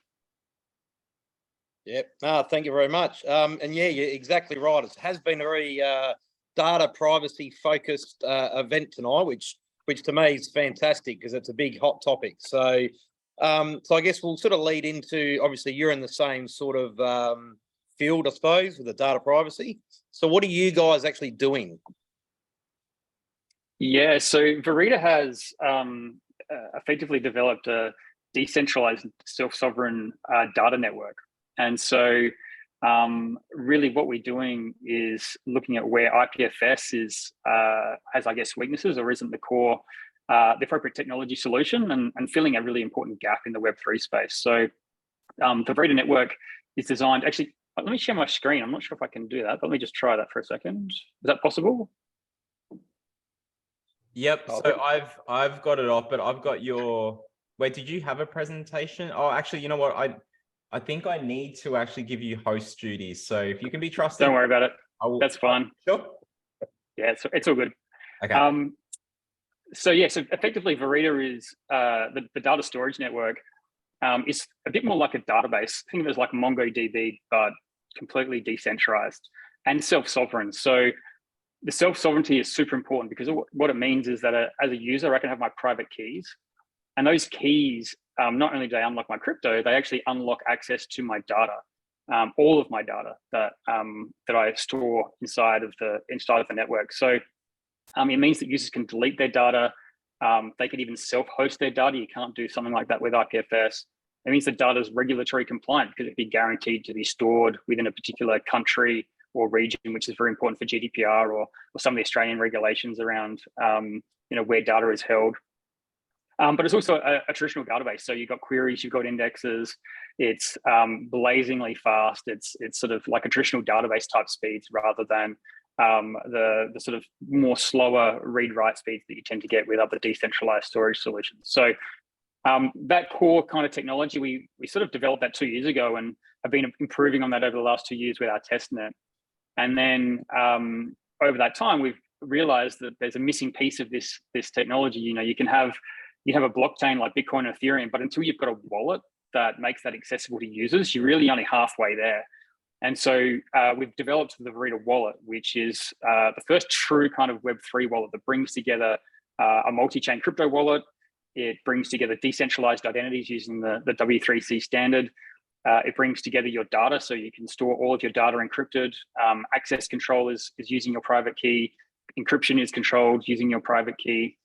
And combine that with credentials, decentralized messaging like an inbox, and a whole range of other capabilities that we see are, I guess, the necessary interfaces that people need to create a truly amazing experience. And so We've combined that with a developer SDK. So if you're building a decentralized app, you need more than what blockchain can offer. You need access to user data.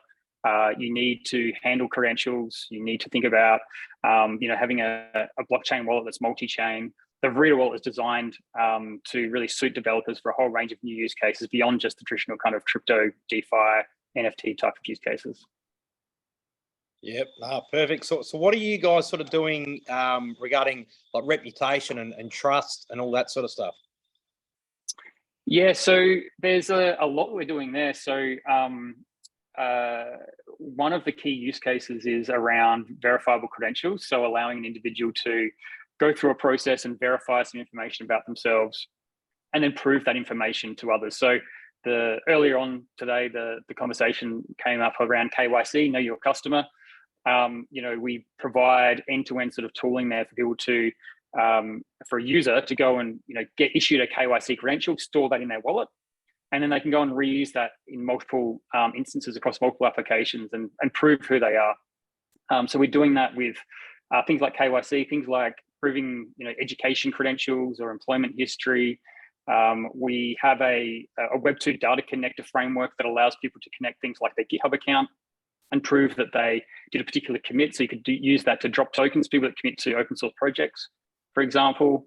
The ability in the future to have your health data and be able to issue a proof that, you've run 20 kilometers for the last, 3 months and you can get discount on your health insurance. So there's a lot of things that we're doing there around an individual proving something about themselves. And then we also have an initiative called Verida One, which is an opportunity for people to build their own decentralized profile that brings together their Web3 assets like collectibles, soulbound tokens, badges, crypto addresses, and sort of have that those on like a link tree for Web3, but also allowing to bring their Web2 reputation along. So connect their GitHub, connect their Twitter account, connect their LinkedIn, have those verified and have those as badges that sit on this public profile. And one of the unique things that we're doing with Verida is it's not just proving something. When somebody connects their Twitter account or their LinkedIn account, we can actually pull all of your data. So you can pull all of your post history, all of your social graph, and store that in your own encrypted vault. And so by doing that, we're actually unlocking all of that data to then be used by decentralized applications. So if somebody out there wanted to build a decentralized version of LinkedIn, it would be possible for a user to go and pull all their data from LinkedIn and then push that data into new decentralized alternatives. So really thinking about how we bridge from Web 2 to Web 3. How do we take control back from these centralized platforms, give that to the user, and then unlock that data, that private data, for meaningful use cases in sort of this emerging Web 3 space. And you can think of it a little bit like how, I guess, DeFi has allowed you to, pool liquidity and then allow developers to innovate on creating new financial services and products using those assets.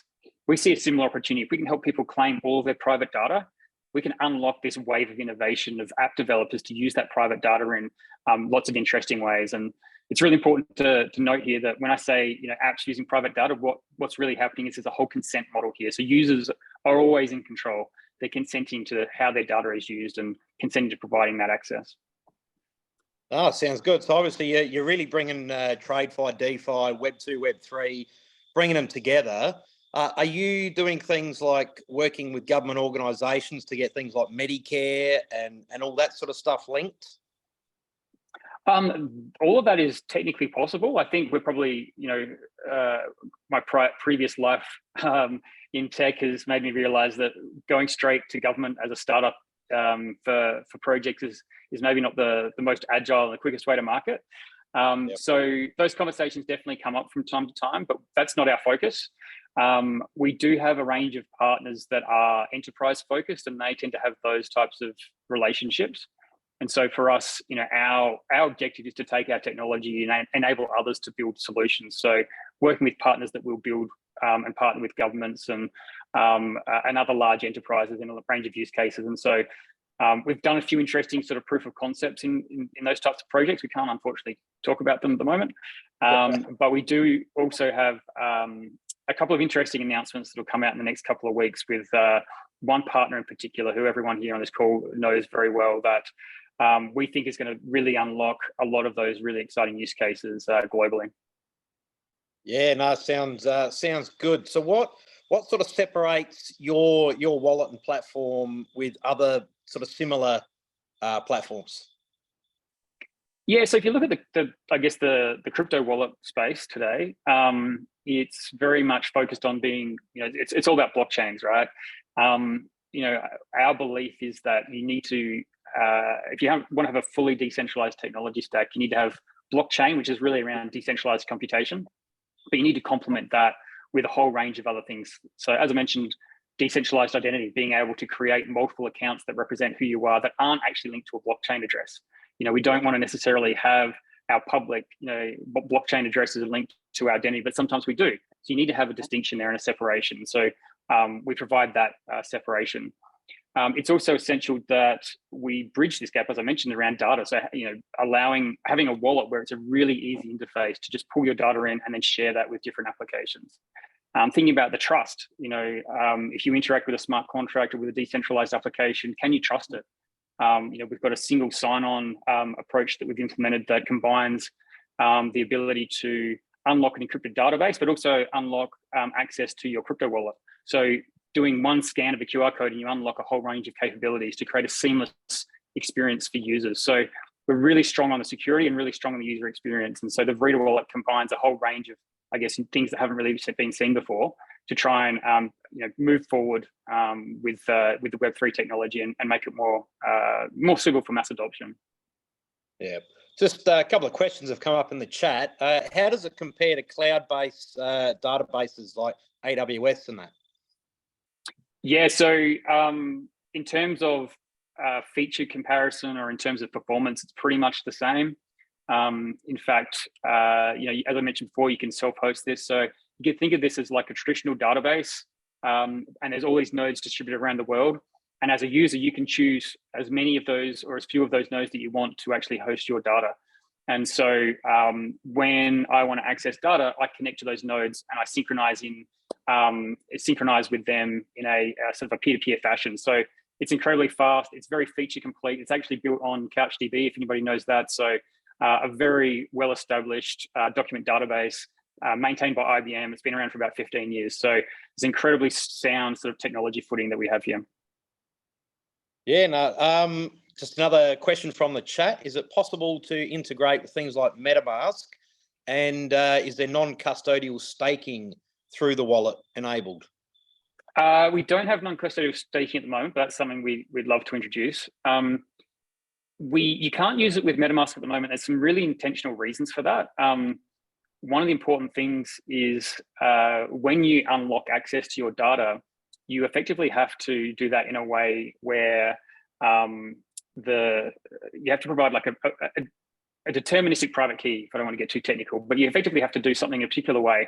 MetaMask just can't do that. MetaMask now has MetaMask snaps, which makes it a little bit more viable. But fundamentally, when you start to think about your data, if I want to share my data with you, Jason, I need to have a whole range of consent approaches there that allow me to say, okay, I'm going to share this piece of data, or I'm going to synchronize it with you all the time, or it's a once-off thing, or now I want you to delete it.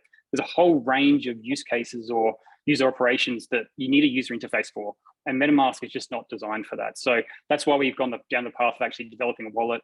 It means that the keys are on your device, so you can access any application basically anywhere, even in the real world, because it's on your phone. But in the future, we see that there'll be more and more integrations with other wallets, not just ours, and we'll create this into a much broader ecosystem where this technology can be used in a whole range of new use cases. Yeah. Sort of one final question before we move over to Perth, but it's a big one to me. Obviously, regulation is constantly changing with privacy and all that sort of stuff. What are you sort of doing to make sure you're ahead of the game and staying within regulation in the future? Yeah, it's a really interesting question. Ironically, we're kind of one of the projects that is actually benefiting from regulation. And I say that in the sense that our broader mission is that people can take ownership and control of all of their data. And, at the moment, our data is locked in all these centralized platforms and, these large sort of monopolies control access to our data, unfortunately. And the regulatory landscape around that particular area is going back towards the individual. You've got GDPR in Europe in particular. And it's all about having the right for users to own and control their data and have it in a way that's digitally native and easy to consume. So because we fundamentally allow users to claim their data and take ownership of that, the more of those regulations that come into play, the better it actually is for us as we sort of help make this transition. That being said, on the blockchain side, there's obviously challenges there, and we are living in a world where we are managing these data regulatory environments and also the crypto regulatory environment. So it does mean there's additional overhead for things that we have to keep an eye on. And ultimately, we want to be a good custodian and a good actor, I guess, in this space. So we still have to keep abreast of what's happening in the crypto space in terms of regulations and ensure that we're trying to do the right things there as well. Yeah, no, definitely. And I suppose, I don't know if you want to get people in your Telegram to potentially get beta testing on Verida 1. Is that an option? I know I'm in there, so. Yeah, we've got to have a big launch of Verida 1. So if you go to Verida.1, I encourage you to join the waitlist, join our Discord. Feel free to reach out. We've got a few little alpha invites. So if there's people out there that are interested in exploring what we're doing there, feel free to get in touch and we'll see what we can do. No worries. Thank you very much for your time, Chris. And back to you, Mark. All right, fantastic. We are only 25 minutes late, so not too bad, folks. It was much worse when Arturo was running the IRL events with me. So you would see me running around like mad, pointing to the time, trying to grab his attention and stuff. So we are all good. There's a lot of really great insights here. I'm getting comments left, right, and center outside of this. People are loving it. So thank you so much. And like I said, all recorded for the folks that didn't come in until late. So last but not least, let's jump over to Perth. And the reason we did this late was to accommodate the 2-hour, I think, delay. What's the time over there, Kat? It's 6:57. Hey, Connor. Yep, that's right. Fantastic. All right, well, over to you guys. Let's learn all about Arbela. Awesome. Thanks heaps, everybody, for sticking around and waiting to hear West Australia, which understandably is only last because of the time zone thing. And I'm thinking possibly by virtue of a happy accident in the alphabet, with us being one of the later letters and not because of how mightily we perform. And in being able to describe that, I'd love to introduce you to one half of the amazing team at Arbela. Connor Lane, whose co-founder is Hannah Pham, who couldn't be here today, but Connor's speaking on behalf of both of them. Arbela is an international collaborative investment research platform. So they find interesting Web3 companies that are raising money and connect them with investors. So heads up, if you are an interesting Web3 company on this call, you might want to perk your ears up at what Connor has to say. Okay, mate, can you tell us a little bit about Arbela and maybe as part of that, some of your origin story about how you and Hannah got involved in Web3, the problem that you saw was important to solve, and how Arbela can help you get there? Yeah, sure. Thanks so much, Kat. Basically, the goal, like you said, is to sort through the sea of Web3 projects that are popping up, just to find the best ones that are raising money and match them with investors. But the way we do it is a bit different from most organizations. It's a little similar actually to a newer model that we're seeing form in the last few years around some of the bigger venture capital firms, which is kind of based on the concept of scouting networks. So Sequoia, for example, have the Sequoia Scouts program here in Australia. We've got Blackbird's Flock and Airtree's Explorers as well. They're all kind of formalized communities of like young, ambitious analysts with the networks in place to find really cool deals.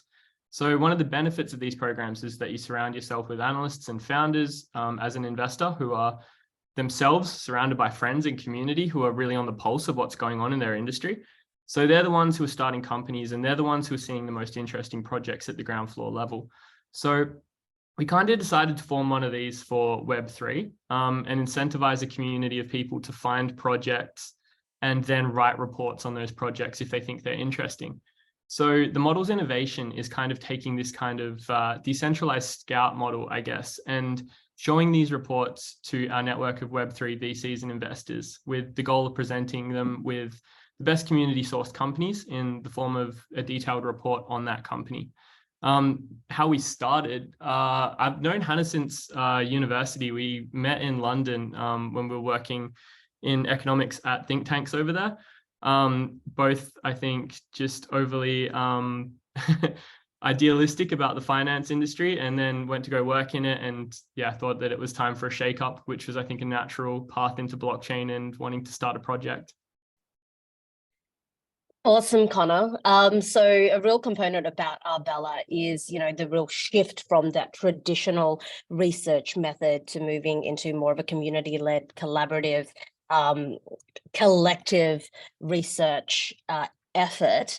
Can you talk to me about some of the quality control in that model? And also what would incentivize, everyday investors like us to, go and write a report? How's that kind of baked into the Arbela ethos? Yeah, sure. In terms of the quality control, the approach that we take is having multiple analysts give their opinions on the same project, which is, I think, the real reason to have a community do this, as opposed to the traditional structure of like, there's like a fund and maybe hire like one analyst and they look at a project. With this kind of community approach, you can do a couple of things. You can find out where multiple people are agreeing with something, find out where analysts disagree with each other. You have more opportunities to capture red flags. You can see analysts with different backgrounds and different sets of expertise tackling something from different angles. So that kind of all contributes to the quality control. Another kind of aspect of the quality control is the way that we motivate and find analysts. So we found the best ones just kind of lurking about in university blockchain clubs and recent graduates. So these people are super, super ambitious and operating in a really hot competitive market, trying to find jobs, make a name for themselves in the finance industry. And so it's kind of about finding those people and incentivizing them properly. Awesome. And so can you give an example? I mean, so you're saying that you're finding these analysts in those talent-rich environments, like in a university, for example. How would the competitive versus collaborative nature of the incentives work? So for example, if you're an everyday investor like myself, who's not in that environment, and you're competing with these peers who are able to provide research, insights, reports at a rate of knots, and for whatever reason, other commitments, your own pace, it's not able to keep up to speed. So the volume of the output you might get from someone like me might be vastly slower than somebody who's doing this full time, maybe as a student. How do you smooth out those differences in the network, or don't you? Is it designed to be able to promote or incentivize for volume versus, I guess, quality? Talk to me about that. Yeah, for sure. Like I would say, first of all, we do incentivize analysts of different levels of quality to always write reports, no matter what their quality is. In the worst case scenario, if the quality is not up to scratch, to have a significant portion of the report, the final report, attributed to it. Worst case scenario, you're just going to get some feedback about how to improve. Best case scenario, if you're contributing something of value, you get paid for it. And if you contribute something of very high value, you get a shout out in our newsletter to our venture capital network. And we always try to match the very best analysts up with jobs. So the way it works logistically is each analyst, once we found a cool project to write a report on, will each individually write a report on that project. And then we come together as a community and we edit it, and we find out what was important for the report, what was not important for the report, package it up, make it nice and aesthetic, and chuck some Roman images on it and send it off to our investor network. Awesome. So let's move from the analyst side to the Web3 opportunity side. How do you qualify those interesting or the best Web3 companies? What would make the cut to get onto the Arbela platform? Yeah, for sure. The first, not prerequisite, but thing that always stands out is if one of the community members recommended the project itself. That's how we found the most interesting ones. And it's how we've kind of been operating so far. Then once we find a project, usually that way, Hannah and myself as the co-founders sort of have like an initial screening call with them just to see if they're ready for investment with an investor, if our investor network would find them interesting. And then we have a honest and frank discussion about, if we do a report for you, we're going to be talking about the risks of the project. We're going to be talking about your competitors. We're going to be guessing what your revenue is and how to value your project. Are you okay with that? And usually if the answer is yes, they're pretty strong projects. Like, they're not scared of criticism, and they know that investors are going to dig deep on their project anyway. So they want us to first. And so if they kind of pass that check, then it goes to the community again, and the community come together and they start to build those reports. Cool. And I'm conscious that we've got a few more minutes left, and I want to save some time for questions from the Zoom. But when you've actually got the, I guess, Arbela now, is it an idea or have you got traction? Can you talk to me about what the state of the platform is at? Yeah, so shameless plug. I'm just going to post 2 of the reports that we've done recently into the group chat. So we have started producing these reports. We are up to our nearly 4th one. They're coming out weekly at the current rate. We're hoping to up that, but also, yeah, we're only looking to write reports on good projects. So I think maybe for now 1 week is okay. The current state of the investor side is that we have a kind of a core network of VCs that we're sending these to. But if you are in the VC space and looking to invest in early stage Web3 projects, give us a message and we can get these reports over to you. There's no charge.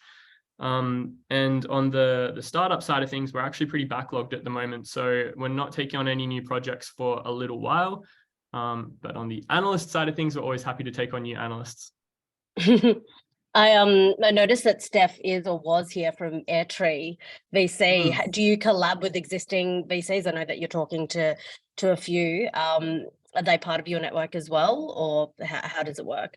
Yeah, for sure. So right now, the VC network is kind of on a informal sort of relationship based thing. So the business model for us is that if we're successful in having an investor read one of our reports and they want to then invest in a project, we would take 2% of whatever they invest in that project. And so at the moment, it's kind of just the VCs that we trust and that we've known for a while. And then scaling that outwards, it's always just going to be, I think, starting off with those informal sort of relationship-based networks on that side of things. Awesome. And final question before we go to the floor. How do you see the industry evolving in the next, say, 5 to 10 years? If all things succeed, you've got a particular view. What does that look like? Yeah, I think the future's pretty bright. I don't know if it's just because of this project that now I'm being exposed to better projects that are around, or what it is, but particularly with the last kind of projects that we've spoken to and the teams that we've interviewed, they're all coming from the industries that they're trying to disrupt and then finding ways to implement blockchain into those industries, as opposed to the kind of the other way around, which I think was more prevalent a few years ago, where it was more of, I guess, kind of like playing around in the sandbox sort of approach to the space. So I think the future's pretty bright. The elephant in the room is still the regulatory uncertainty, which hasn't changed, but yeah, who knows? Do you have a view on that? Like, to be honest, I think when CBDCs are implemented, it could go one of 2 ways. Like, it could become the government's position that they just want CBDCs and everything else is shut down or sidelined, or it could really be something that encourages people to check out digital assets in a way that they never have before, and something that gives them a lot more validation. So I'm kind of waiting for that, to be honest. I just want to see how everyone reacts to that, and then I'll be more confident one way or the other. I feel like once you said CBDC, that's an opening for Arturo to have a long rant here, but who says that it's a crypto winter in the West? I'm going to open it up to questions from the floor, but thanks so much, Connor, for giving us a very short, great overview of Arbela and what you're doing over in Perth. Cool. Thanks, Kat, and happy birthday for last week, by the way. Thank you. Yeah, folks, happy birthday to Kat. our chapter lead over there in Perth. I'm just going back through, we've got about 20 minutes left to go through the other questions that we hear. So I'm just scrolling through. There was something for Dylan. If Dylan is still here, I know you dialed back in on the phone. Yep, I'm here. You are? Okay, fantastic. It was around, I'm not sure if this was answered before, apologies if it was, but it was on Monero, if it had any plans to work with regulators to enable Australians to hold Monero again. That was early on. Did we answer that one? Well, I don't think specifically for Australia, but there's two things I can say. So first of all, there's this resource, set of resources available at that website that I linked on my slides. I think it's moneropolicy.org, where just some people organize themselves to really write up documentation to explain why Monero really shouldn't be in violation of most sensible regulations in free countries. And the other thing that I'll say is, the developers have limited control. There's no Monero company. They can't push updates. If today some devs decide they're going to do something to support one or other jurisdictions' requirements, people just aren't going to run that code. It's the end users who are deciding what they want to use. And so there's just no, I think, way to organize this across, Monero is an international project, it has to serve customers in Russia and China and Ukraine and North Korea. And, if you give an edge to maybe a friendly government, you don't know that's going to be abused in a place like Iran, for example. So I think you can sort of be confident that the people who work on Monero won't ever compromise in any way to sort of take away the principle of complete equality, where the end user is the priority, if that makes sense. Yep, very, very good there. Let's jump back to over the other side of actually, no, I think you're on the same part of Australia. Oh, actually, Eric, you had a question there? Yeah, the question is basically, what's the current, Dylan, what's the current status of Monero on cross-chain dexes? Is Black protocol still a thing? Is that work going ahead? Do you know anything about that? Did you say Black protocol? Yes, it's a. Yeah, I believe it works like ThorChain. No, I've not heard of that. The only cross-chain decentralized. So it's a cross-chain DEX, much like ThorChain, but as per the name, I think it was mainly going for privacy coins. Okay, no, I haven't heard of that one. The one that I'm aware of that I'm looking forward to coming out, it's already in beta. You can try it out. There's something called Basic Swap, and so they have Monero enabled and Bitcoin and a couple other big ones, where basically, you can do like a trustless atomic swaps, they call them, between these different chains. So there's no central holding a party. It's just one peer to another directly swapping. So yeah, you can have a look at something called Basic Swap. So is that using the atomic swap system in Monero, or is that sort of more like ThorChain where there's a liquidity pool in the middle? No, there's no, I don't think there's a liquidity pool. It's the Basic Swap GUI just helps to put together sort of an order book. But it's just people putting up offers and other people taking them. So there's no liquidity pool in this case. So I know ThorChain at one point, there was talk of them adding Monero, but they seem to have shied away from it a little bit. Yeah, they're worried about regulatory problems. Yeah, so I think Monero will really start will only thrive mostly, at least for the time being, on these sort of more unstoppable platforms, like something like Basic Swap, or another one coming around is called Haveno, which is something like a trustless escrow system, again, to try and decentralize it and make sure there's no target for anybody to attack, or for somebody to be liable and take the fall. It's just people trading one-to-one. Right. So just sort of on that, I know that there's a friendly code fork of 4chain called Maya protocol, and that has also mentioned a keenness to support Monero at some stage. Yeah, I've not heard of them either, unfortunately. I'm sorry. Okay, thanks. No We'll go to Donna's question about Arbela. Back to there. It used to be a DAO, Connor? Oh, yeah. So the original goal was to launch as an investment DAO. We looked around at all the other investment DAOs and saw they were kind of suffering from low engagement and I think probably as well, I could say low internal capabilities, no track record, poor client list where no one was actually willing to trust them with their money. And so our kind of thinking was, young people who we're trying to attract to this community to talk about the projects that their friends and their networks are starting don't have a lot of capital anyway. So let's just build the research, build out the capabilities, get a strong reputation for building research, a strong client list of venture capital who we can call on later on if we do become an investment DAO, and work up from there. So that was sort of the short to medium approach we've taken and launched with.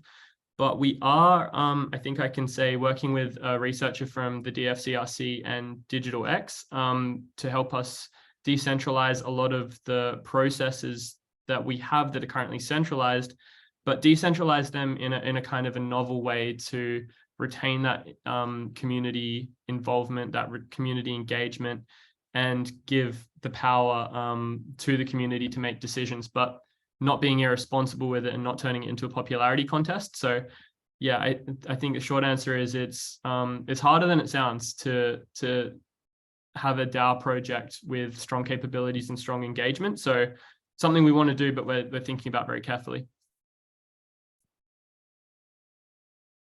Fantastic. There was another one on, or I guess anyone that wants to kind of answer this from the speakers, another one from Donna. What is everyone's approach in regards to AI security, AI ethics, etc.? Tim, perhaps? Yeah, I can talk a little bit.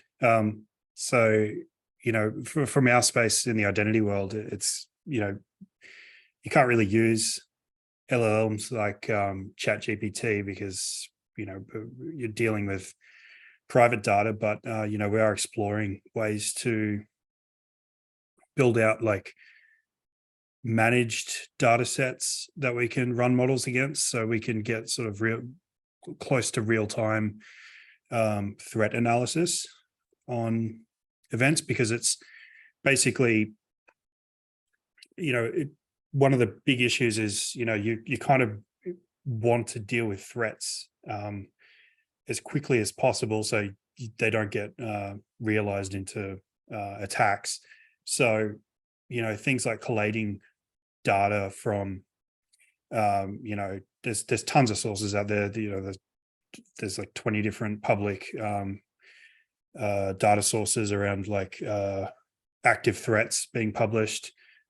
Collecting all of that together and then we're looking at a way to present that on chain through like kind of like Oracle services to deal with that, because there's so much value that can be extracted there, and using AI like machine learning and things like that could be so much faster than the tools that are available right now. Mark, I could probably add another perspective. We're involved in an interesting research project with Deakin University. If you think about an AI agent, where think of like an Amazon Alexa, a box that's sitting in your home, listening to every conversation happening in your home, pulling all that data, sending it to somewhere in the cloud, and finding that that data is being available to law enforcement without the appropriate checks and balances. So the project that we're working on is to actually lock each AI instance with a key, a tied key, and an AI agent becomes then almost like a recommendation engine that has to seek authority from that key, from the owner. So it can't actually action the insights and the knowledge that it gains on its user without seeking that authority, without a signature that actually gives it the technological capability to then act on that. So you can kind of say, from a certain perspective, rein in the AI so that it's only acting on your behalf. Fantastic. Have we got some other questions for the audience here? From the audience, we've got about 10 more minutes left. If anyone wants to put There's their hand up. Yeah, there was one which Jake wanted us to go back to for Hashlock. Yep. Which just coincidentally was my question. But would be genuinely interesting. So guys, this was the one where I was wondering if you could share an instance where you've been doing an audit and you've genuinely come across a rug. Now, maybe there isn't one because you guys only deal in reputable projects anyway, so fair enough. But if there is any anecdote, obviously no namespaces, then it'd just be fascinating to hear that kind of penny drop moment where you go, "Oh my God, I think this is," or even unintended. Yeah. Yeah. 100%. Definitely some interesting stories. One of the worst ones is when we were working with a very large, enterprise, essentially consult, a very large product. Let's just say very large enterprise. I'm trying to not get myself in trouble here. Come on, and there was, give us some letters in the name. And there was in our computers, we had sorry, my dog's barking. We had some stuff in our computers that were almost our cells were almost attacked. But that's neither here nor there. Usually we'll find some things that can cause rugs in probably every audit. Usually you'll most high and critical vulnerabilities would cause a rug, but that's sort of the different sort of rug that you're talking about. The rug that you're talking about is more one that's caused by like a celebrity or getting a bunch of YouTubers to promote something and then the owners sort of step away and just sort of do a pump and dump. That's sort of the more regular, proper rug. But in terms of code hack rug, probably most of our audits will find that accidentally. There's a way to pretty much rug any protocol that's not audited usually, if you can find the vulnerability in the code, I would say. Yeah, I guess a good way to figure out or not is definitely read our reports, because we do declare all the owner executable functions that exist within the smart contracts. But luckily we haven't been involved in any project that's resulted in a rug pull, which is good. But there was this bloke called Nick Bishop. He kept, approaching us about this new token that he wanted. No, I'm just joking, of course. And by the way, special shout to the ticker in the background that you've got on the wall. Yeah, don't be alarmed. It's in USD, so we're still up. Okay. We're still good.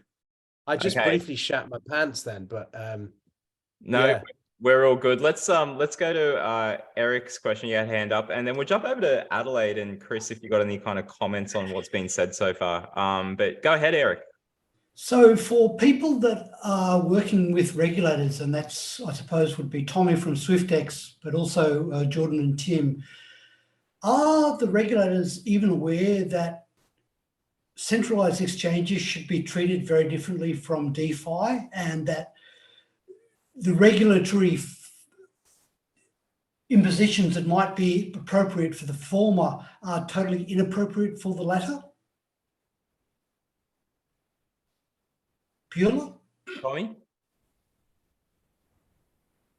Yeah, I mean, I think and thanks for the question, Mark. Is it Mark? What? It's Mark. No, I'm Eric. Eric, sorry, yeah, it's got Mark. There's a plethora of Marks hanging around here tonight. It's Mark V32. Making me feel a little bit scratchy. I don't know. No, thanks for your question, Matt. I do believe the regulators are aware of the different, I guess, baskets. And I think the token mapping kind of project itself has proven that the research that is going into it, I guess it is thorough. They do have people on the inside that understand protocols at a more forensic level, or they have done more forensic investigation across a broad range of protocols, specifically to DeFi versus CeFi.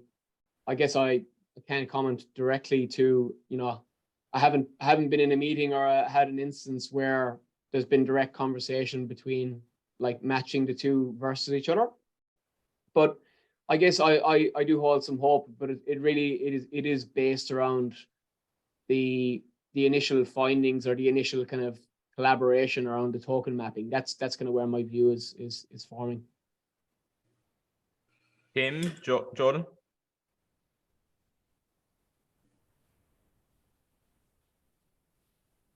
So, if I can just sort of respond a little bit there.